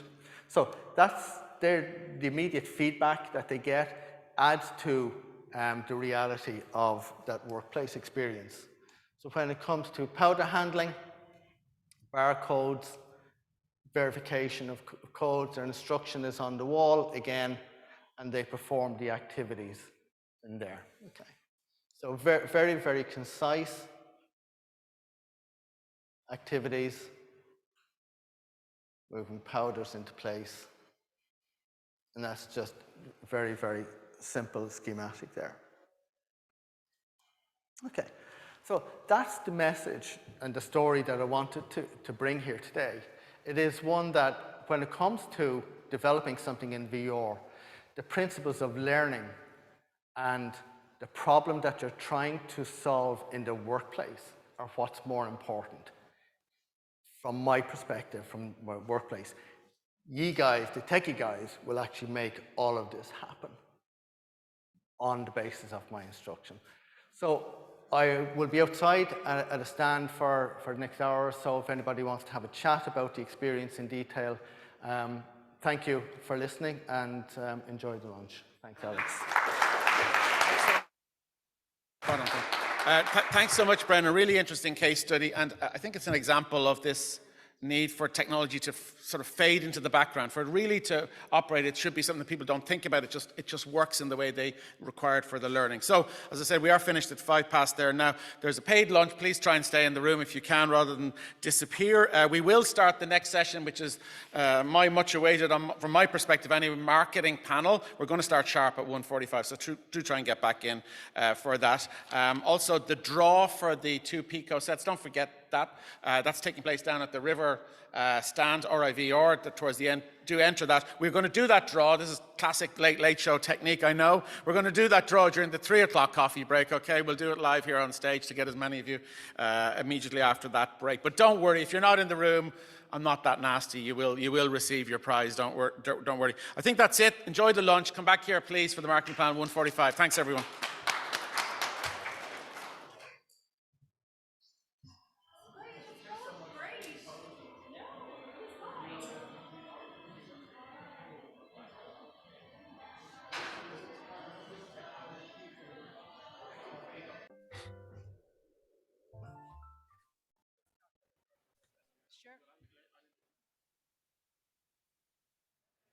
Welcome back after the lunch, everybody. Without further ado, I'll introduce a panel that I'm certainly very keen on because of my own interest in marketing and its interface with immersive technology. Delighted to welcome who will introduce the panel. We've one person joining us online from Brock University, but I'll get her to introduce everybody in turn. So please welcome my colleague from TU Dublin, Fardos Sultan. Fardos.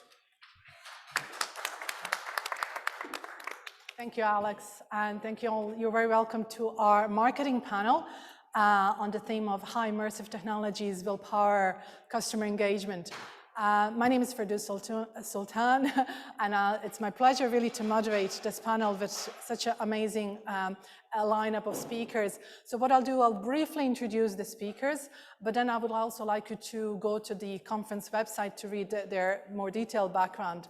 So we have one of our speakers joining us online, Dr. Joachim Scholz. I hope everything is set up for the online. Right, so Dr. Joachim Scholz is with Brock University. He's a leading augmented reality marketing professor. He's been researching the field of augmented reality since 2014, and he's lecturing in one of the first AR marketing courses. Then here we have Keith Lawler. He's a creative director for Falk Wunderman Thompson. It's one of the leading ad agencies, and he's been involved in ad campaigns for brands such as Anpost, Bord Gas Energy, and Vodafone. Next to Keith, we have Donald Douglas, who is a managing director of Return to Sender, a company that's leveraging an immersive technologies to create these promotional mechanisms for brands such as Diageo and Coca-Cola and Kerrygold, amongst others.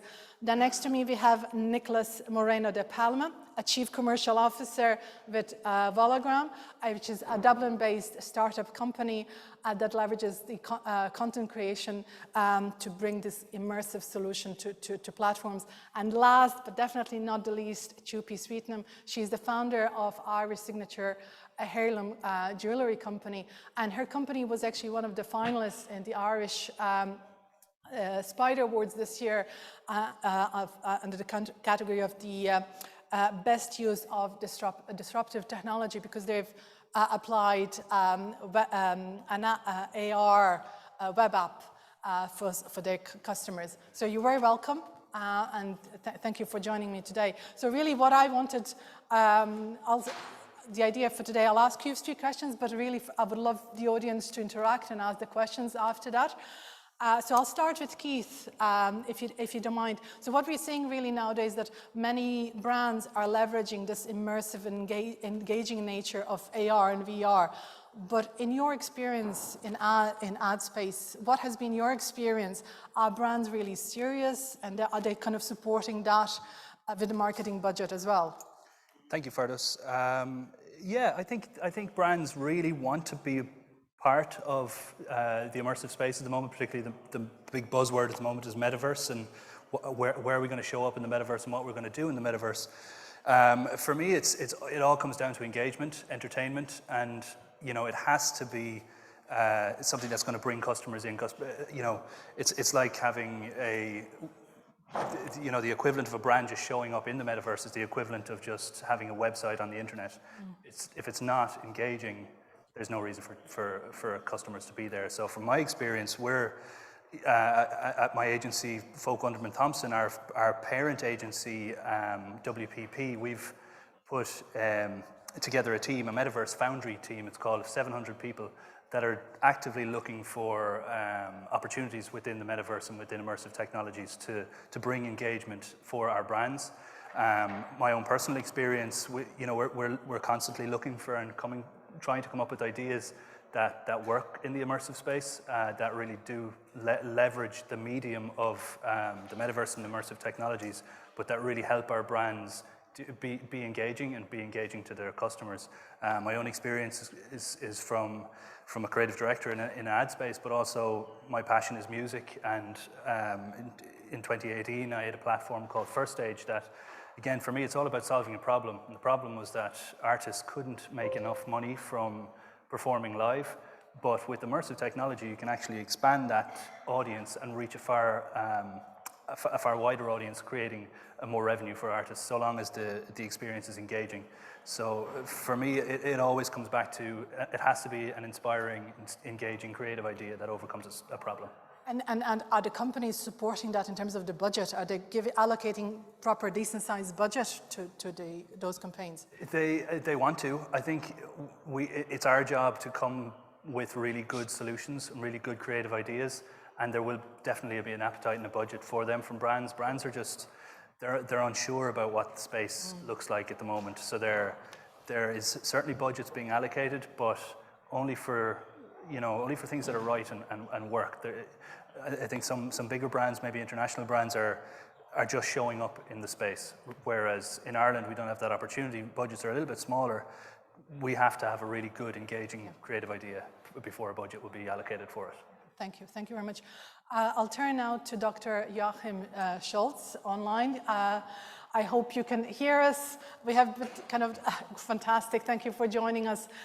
Really, as someone who's been involved in research for many years, but also working with the brands, what has been your experience in terms of delivering these immersive experiences for the brands, and what are the challenges, and what are the learnings from academia, from the what are the evidences to support that this is something that the brands should invest in? Yeah, thank you for this. I think the first thing I would mention is that, like, over the last couple of years, so I've been in this space for like 7 years now, I guess.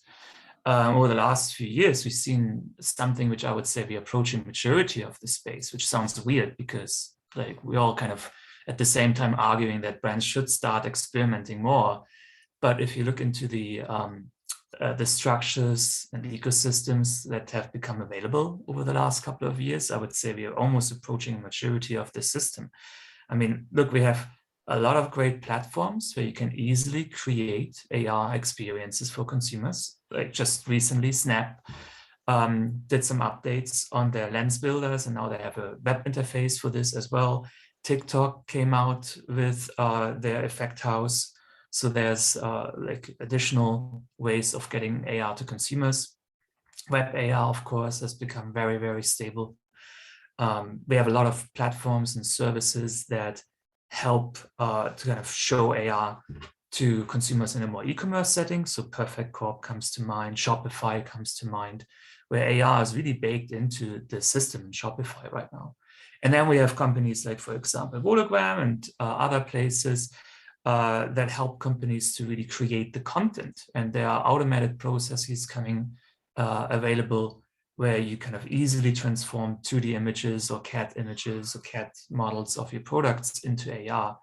And so all of this together, I think, creates like a more mature ecosystem, how brands can now really engage. And to the second part, I find that immediately brings up a challenge, I find, right? Because like in the past, we maybe encouraged brands to kind of say, like, you're gonna try get into AR, like do like maybe that lens, or kind of have like a couple of products on your product detail page as an AR object.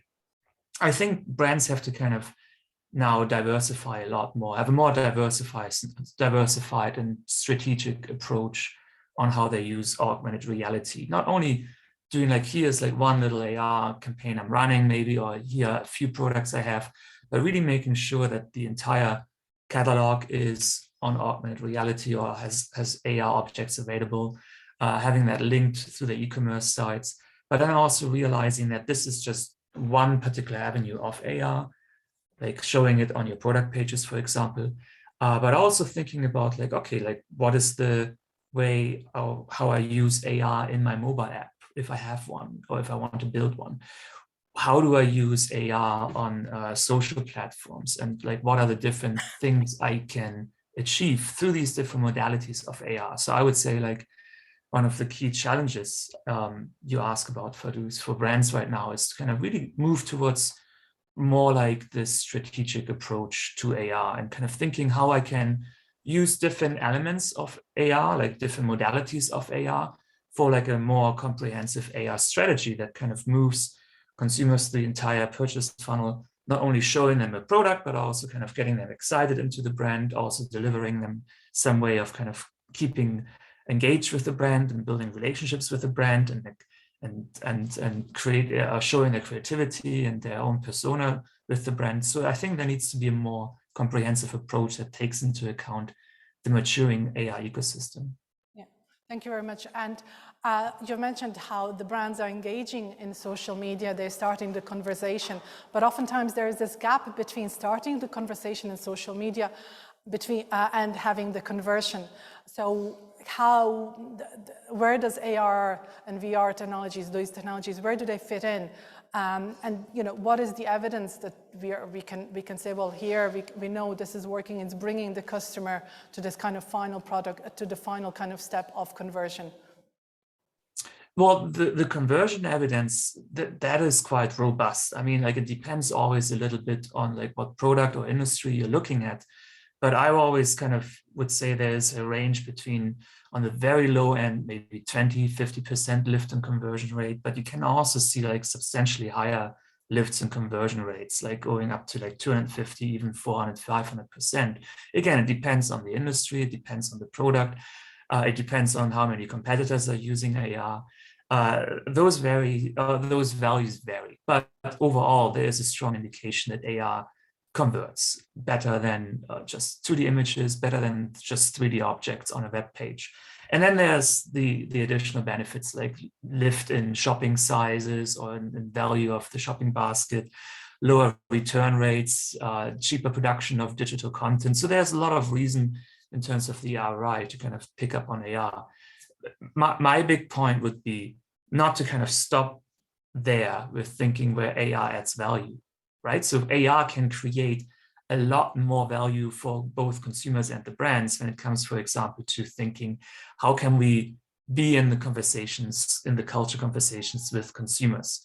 How can we make sure that consumers kind of are creating some deep relationships with our brands? And I think AR is particularly adept at this. And I've done some ethnographic research on that very question, which shows that consumers and brands, like by having AR, for example, displayed in your own home, on your own body, and using it often through your very private phones, which are kind of an extension of yourself, it creates these very deep consumer brand relationships that are very valuable for consumers in the long for brands in the long term as well. So don't stop just thinking about like conversion when it comes to like, why do I want to have AR? Think about like, how can I be part of consumers' lives? How can I participate in cultural moments? How can I create these deep relationships with consumers? Those are additional questions I would ask as a brand. Yeah, thank you very much. And I think it leads us beautifully to the point I wanted to ask Donald yourself. I mean, with all the evidence that AR and VR are really kind of engaging the consumers, but often the critics are arguing that it is often seen as kind of marketing gimmick. It's not providing the value. How do we go beyond the gimmick into the conversation and conversion space? What has been your experience in working with the brands? How do we go beyond gimmicks? So obviously the advertising industry is very good at selling gimmicks, and that does tend to happen at the start of the, any time a new piece of technology breaks, you're going to have a sort of novelty factor. I remember when the iPhone came out. Does anyone remember the Carling eye pint? It was the thing, you picked up your iPhone and it basically looked like you were pouring a pint of Carling into your, I think it was Trevor Beattie who did FC UK, was the creative director. But I don't think there's actually anything wrong with that. I think, advertising is we are effectively, and I'm in the advertising business ostensibly, although we are more of a platform business. I mean, advertising is in service of getting people's attention ultimately. And I think, if it's a bit gimmicky and it's a bit fun, happy days, because if I'm just looking at this bottle of water, like if you take off the label of this bottle of water, effectively it's just kind of nothing, so if you can have a bit of fun and you can get people's attention, I think that's actually kind of a good thing. Yeah, yeah. Of course, as you move beyond that, gimmicky, fun stage, I think you're into kind of broader challenges in terms of delivering ongoing value and keeping it kind of interesting, but it's certainly a good place to start. Thank you for that. And Nicholas, I would like to bring you into this kind of creative storytelling and working in the area of kind of immersion and engagement. Your company does a lot in that space. Can you explain what you do for the brands and what are the technologies that are using? And yeah, of course. So I think we look at this from a very specific perspective, because what our technology does is being kind of a camera for the metaverse, for AR and VR. So bringing real humans into the experiences. And we've seen a bit of an spectrum. And I think that this connects well with what has been said, that in the end, depending on the need that the brand has, you need a different type of experience based on AR and VR. And so we've seen things like social media lenses that are 3D and you can bring a person into it. And I think that the great thing about this is that the reach is immense. So I think TikTok was releasing some very interesting stats this week saying that just with 450 developers that have been testing the Effect House, I think it was mentioned just before, and with those 450 developers, they created some lenses that turned into 1.5 billion videos of users testing those filters on them, and that led to almost 1 trillion views. So the reach that you can get and the engagement that you get from the users creating content with those lenses and therefore with your brand, I think that that's very, very important. And so we add that human factor to that. Do you want to bring your brand ambassadors into those lenses? That's our point of view there. And then on the other extreme, you have the more niche type of marketing that you might want to speak to some key stakeholders, show them. For example, we work with an engineering company in the energy space that does these massive installations for solar energy and so on. And like, how do you take someone that is visiting your booth in a conference to like understand the scale of the things that you can do? And they created this experience, taking like customers through a virtual tour of their installations around the world. And what we bring there is like, I guess that if you're going to show someone your installation, you just don't drop them there and let them figure it out. You have someone guiding them throughout the visit, and that's how our real humans that we bring into the experience work. But yeah, as I said, like, it's interesting to see how there's a range of tools and there's a range of marketing needs, and I think you need to find the one that fits yours. And of course, if you need humans in them, we're very happy to help. Yeah, all right. Thank you, thanks. And Chupi, I would like to bring you in at this stage. I think your company, as I mentioned in the introduction, used one of those, used AR to bring the clients to yourself. So can you explain to us what was the rationale behind that, and also what was the feedback and any metrics you might be able to share with us? So you're all gloriously my audience. We make diamonds. So we might mark the biggest moments in our customers' lives. Engagement rings, wedding rings, those big significant moments. We have 60 people on the team. We're in 70 countries around the world. And when COVID shut down the world, we suddenly had to face a diamond business where we were used to being able to trade. We're online D2C, a physical store in Dublin, but a significant portion of our business happens online. And we thought, how are we going to give people that experience of trying on a ring, of the moment when the person you love most in the world gets to try on their engagement ring, when they get to try on their wedding band.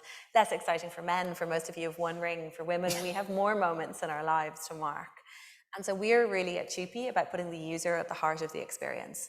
Our job is to figure out how to make you happy. That's with diamonds and with technology. So we went, okay, how can we do that? So we first looked into full augmented reality. We rendered diamonds. We rendered some of the ugliest things you have ever seen in your entire life, because unfortunately, and I think that's one thing we have to remember, we are at the future of technology. It's not there yet. You know, we're still experimenting and playing and learning. And although there's beautiful things being produced, it's not always perfect. And as it turns out, diamonds are much prettier in real life than they are fully augmented or fully virtual. Essentially, it looks like a lump of glass. And so we then had to think about, what does our user actually want? So yeah, we'd like to say we're using disruptive technology. That's an important part of our play at Chupi. But what does our user want? Our user wants to be able to see what a ring looks like on their hand.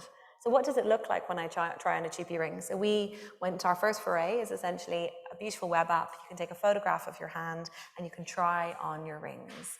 We saw a phenomenal uptake. So we launched this in October 21. As you all know, development is a joyous process that takes slightly longer than we would all like. So I think it took us around a year in the end, from kind of initial concepts to final consumer product. And we had 100,000 try-ons within the first 100 days. Look, we have a big community. We have 250,000 fans. We know we have a community who loves it. But that 100,000 try-ons validated what we wanted, which was people were taking pictures of their hands, sharing them on social, sending them in to us. And what's been interesting, because Rajesh, you were asking about conversion, we have a longer lead time. So 6 months wouldn't cover our full cycle. So we wouldn't be saying, okay, we can tell you, yes, it's driving revenue. It's low 6 figures at present. We expect to see that massively accelerate as it comes in. But we know from every other way we can measure it, so engagement. At present, we can say our most highly engaged user on Chupi.com, our user that uses our augmented reality experience is spending double the amount of time. So they're spending 4.5 minutes using so highly engaged user for us is about 2.5 minutes. These guys are getting nearly 5 minutes from using augmented reality. Right, thank you very much for that. Really, my timer went off. I'd just like to ask one more question to Donald, and then I'll ask the audience to participate and ask any questions or comments. But really, Donald, what you mentioned there earlier in terms of the brand engagement and working in brands in terms of the AR and VR, and oftentimes it's like chicken and egg situation. In order for the brands to get as involved, they need to see that they need to build this kind of compelling customer engagement to build the app in such a space, but also for them to build it and to be compelling, they need to prove that the customers would buy into that. Yeah. And you have a range of products in your company. So how do you convince the brands that AR VR is the journey that they should take? I think you just need to be very clever about how you're selling AR. And I think most agencies or digital specialists like ourselves have certainly lately been quite clever about that. We certainly don't oversell it.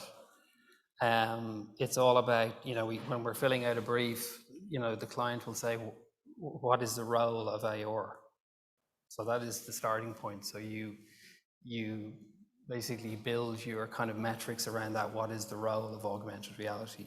And then it's really about the activity goal of the project. So my particular business, we sell into FMCG companies, and actually to pick up my handy prop here again, Riverrock would be one of our clients. So we're working within shopper marketing budgets. So shopper marketing is basically all about, there's no fuzzy metrics in shopper marketing. It's like, did we sell more bottles of Riverrock or did we not? So for that particular kind of area within marketing or that particular business case, we are using augmented reality to scan the bottle. So back to the activity goal. The activity goal is, how do you sell more Riverrock? So your advertising in conjunction with the agency will basically drive people to the pack. So you'll have lots of top of funnel engagement because AR at the top of the funnel is visually interesting and visually rewarding to the brain. So people will go, that looks interesting. So that's a tick box, and you've done your job there. And then it's down to how many people have scanned the bottle. So the metrics speak for themselves. Yeah, and the metrics will speak for themselves. And as Chupi said, one of the big metrics that will come out of your scanning the bottle mechanic, call it, will be that people will spend more time with the product. Yeah. And if people spend more time with the product, as Chupi has said, you're building those memory structures. So when they, pull up at the forecourt, when they're on their way on their holidays, and they are at that moment of truth in front of the waters where they see an increasingly bewildering array of waters, well, they might choose your product. So top of funnel is awareness, engagement, cut through. Sales is the kind of scanning, buying bit, and then the time spent feeds back into the flywheel of awareness, relevance, and crucially consideration. So it's really the consideration piece, and that's certainly for my business. And what my clients like about AR is that you're building consideration for the brand, because there's so many brands out there and there's so many products out there and they all have brand awareness, and that there's so many brands out there and they don't need any more brand awareness. You wanted to?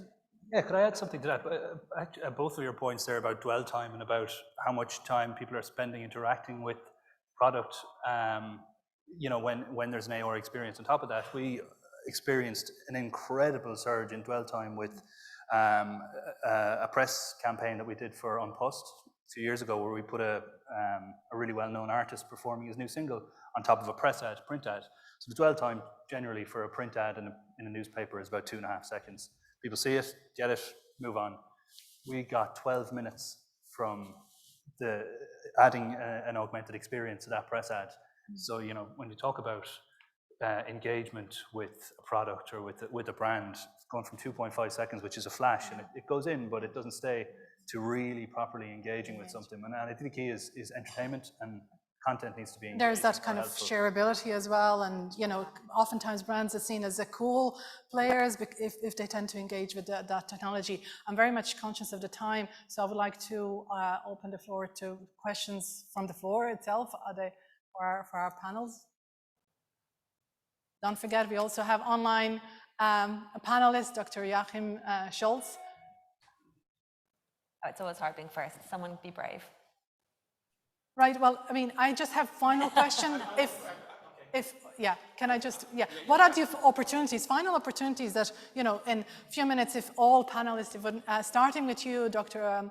Joachim, what are the key opportunities that you can see in the marketing that we can expect from these immersive technologies? And then that same question to all panelists.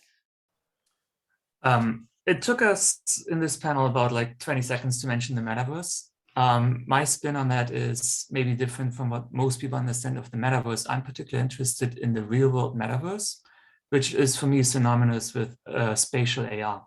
And that spatial AR, the idea that content is geolocated at some certain location, it's persistent over time. So you come back and it's there still tomorrow and the week after, and maybe has changed somewhat because maybe somebody else interacted with that content, because those types of contents are also socially shared and can be co-experienced with others in the same moment, but also across time. That type of spatial AR experience, I think, is the next step, the next evolution of augmented reality, because it allows brands to create extended and expansive experiences to engage consumers in ways that are not possible today, to piggyback on existing trends like brand communities, but providing a home for those brand communities, for example. So I'm very excited to see spatial AR coming up over the next couple of years. So really any space can be a flagship store. Moving on to your... Yeah. So I think for me, one very important concept here is democratization and accessibility increase to this kind of marketing, because a few years back, you needed to be a big company with a very large budget to be able to even think about any of this. And I think that tools have been mentioned that have made this way more accessible. So in our case, we've gone from a green screen studio with tens of cameras into just a mobile phone in order to be able to create this kind of content. And then you have tools to publish this on normal websites through WebAR. And so lots of tools and things that make just this concept that even a small company can think of creating a campaign on this media. And I think that's a very interesting space to look at. Yeah, just very quickly, just if you could give your observations very quickly. Yeah, individuality to that point, I think, is the key. We've seen that 74% of people who want to engage with the metaverse want to show their individuality within the metaverse, but also 51% of people that our agency interviewed think that they can show their true self through the metaverse, which is kind of upsetting as well, but also, there's opportunity. Thank you all. We've run out of time. I think I could talk with all of you. We can have a conference on our own. So thank you very much. Thank you. Okay, I want to thank Fardos. Well done.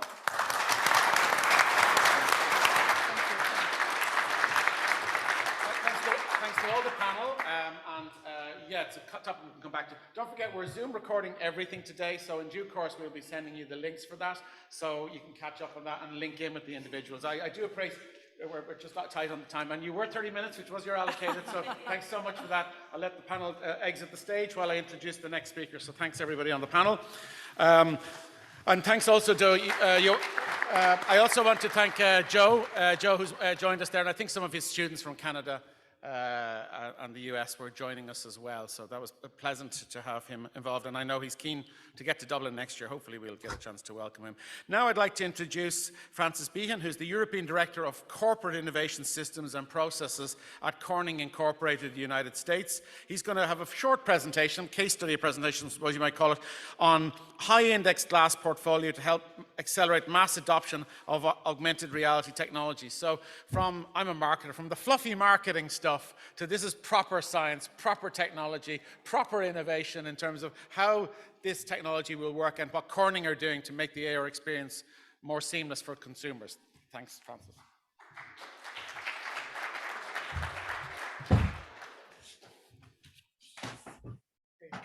Thanks, Alex. Thanks for the invitation. For me to talk to you in terms of what Corning is doing with regard to AR, VR, and I think something that hasn't been mentioned very much this morning, mixed reality. If I can just take a swig of this first.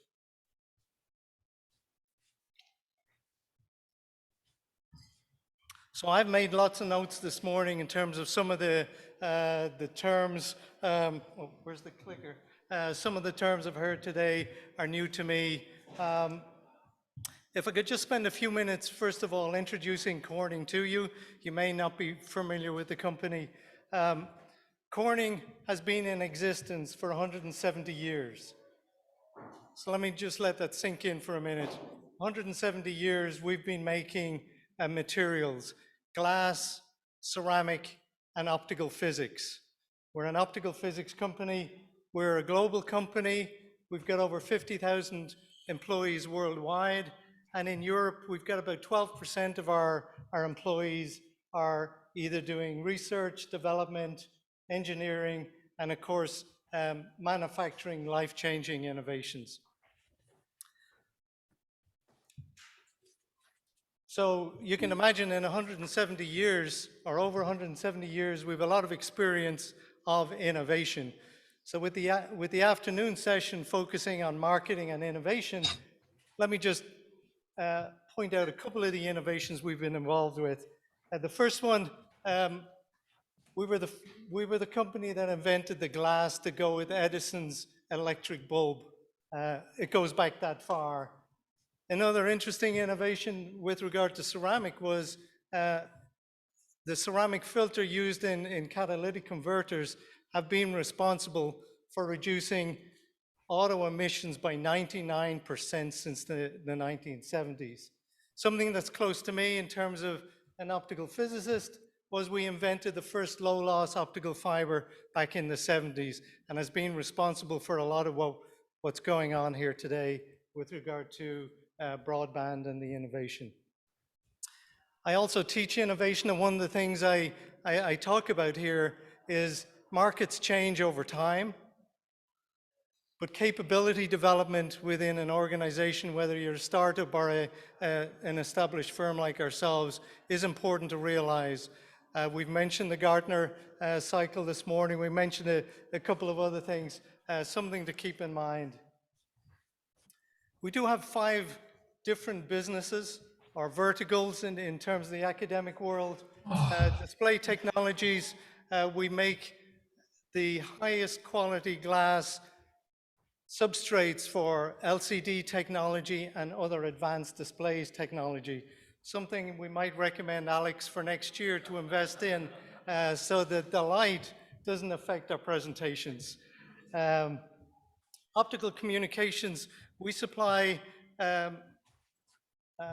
data solutions for providing broadband to businesses, data centers, and to ourselves as individuals. I've heard that this morning. Enabling a lot of the technologies and opportunities we're talking about here is reliant on you as developers and application developers having a fast internet and reliable service. Environmental technologies, we continue to develop our ceramic solutions, again driving automotive emissions regulations globally. Specialty materials, I mentioned those in terms of the case study, but essentially we make glass for consumer electronics, aerospace, and other different applications. Also, something you're probably familiar with is the Gorilla Glass product, which you see on a lot of the mobile devices. And then finally, life science. It's one of our older businesses.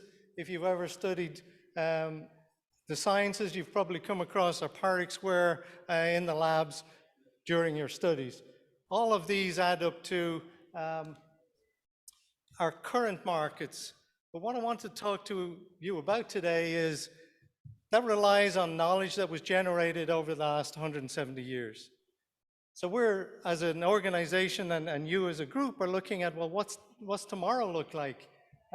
So for this, we have a group, Emerging Innovations Group, which I'm part of, and we're looking forward to the next generation. We've a robust, to use that word, pipeline of innovations going forward. Let me see if this video works. And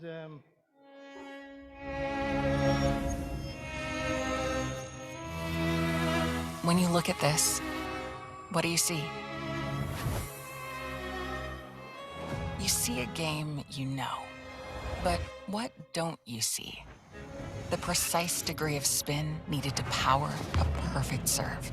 The exact release the competition could never reach. The reality behind what's real. Because there's so much more to see, and we can show it to you. Now what do you see? You see the danger, but there's also insight, possibility, opportunity. Seeing more than meets the eye means seeing solutions. At the same time, you see challenges. You look at life, and what do you see? You see beauty, and you see purpose. Here's what you're missing: the details that live beneath the surface. New solutions for augmented reality are here. High-quality glass designed, created, measured, cut, and delivered by Corning to actually bring the potential of AR within reach. And this is only the beginning, because we see a new layer of our world ready to be revealed.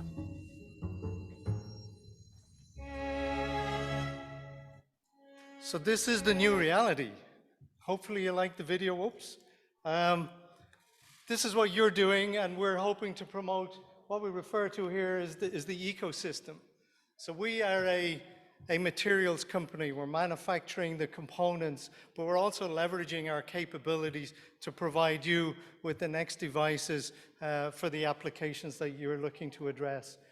But we bring with us the capabilities of lens design, of making glass in such a way that it can be used in small form factors or in devices. We understand optics, we understand laser technology in terms of making the glass to the design that you need as a user. And then ultimately, optics plays a part here. I'm just wondering why Alex is waving at me. That couldn't have been 5 minutes. In terms of innovation and the ecosystem, we've heard a lot this morning in terms of the user. And what we've been trying to break down the ecosystem in terms of, well, what are the problems with us as users in using a headset or device? What are the opportunities for manufacturing in terms of yield, in terms of processing, and also enabling the optics behind these devices that we're going to wear for a long time? So the couple of slides I'm going to cover, I try and address each of those problems separately. It's been mentioned this morning, one of the user difficulties is this whole idea of large field of view. Well, from an optics perspective, we can affect that by developing glass that allows a higher refractive index. The number is 2 compared to typically glass 1.5, 1.6. But that's a user problem we can address, and essentially measuring how fast light can go through that particular piece of glass. In terms of a user, you want to get that user experience in terms of you want to have the brightness, you want to have the pop, you want to understand that aberrations can be dealt with without using software, but you get a clear visual image. I won't go into the math here. Essentially, managing a wave light guide based on the fact that this is small and it's close to your eye, making sure the optimum power efficiency is delivered, and also that you don't get this distortion of light going forward. And the way we do this is understanding the transmission of the glass itself, the compositions that's gone in there. What's important with that understanding is that level of transmission above 95, 96% allows the light to be projected to your eye on the left-hand side and having that brightness performance. I am an optics guy. I wanted to show this slide. It doesn't show up very well on these screens, but anything less than 94% transmission, what we as users will see is a blurring of blue and green. And again, that affects our user, what we talked about earlier on, the engagement. The user isn't going to engage in that advertising or application if they're seeing blur. So what we do is make sure that we understand those levels of 96%, 97%. We make sure that you're getting the optimum power so that both the blue light, the green light, and the red light are projected. So Alex is waving at me here. Again, from a user perspective, we're focusing on delivering a lightweight, uniform piece of glass that will translate into a useful device, a device that us as users will be willing to engage in, not just purchasing, but over the long term, whether it's AR, VR, or mixed reality.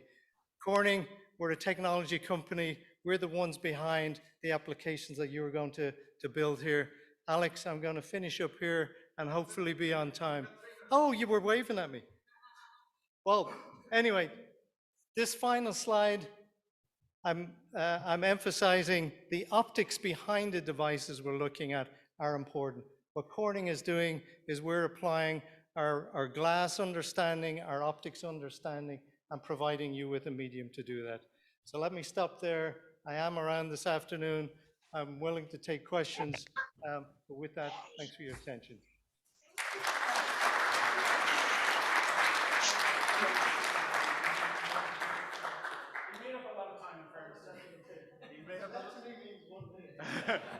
He did great, he did great. So we're back pretty much on time, so I'm really pleased with that. And Francis is around all afternoon, so do say hi to him. They're doing great work there in Corning. Now to a regular event that takes place at the ARVR Innovate every year, if you haven't been before, in association with the Augmented Reality Enterprise Alliance, which is the leading organization for the promotion of augmented reality in enterprise context. It's what the name says on the tin.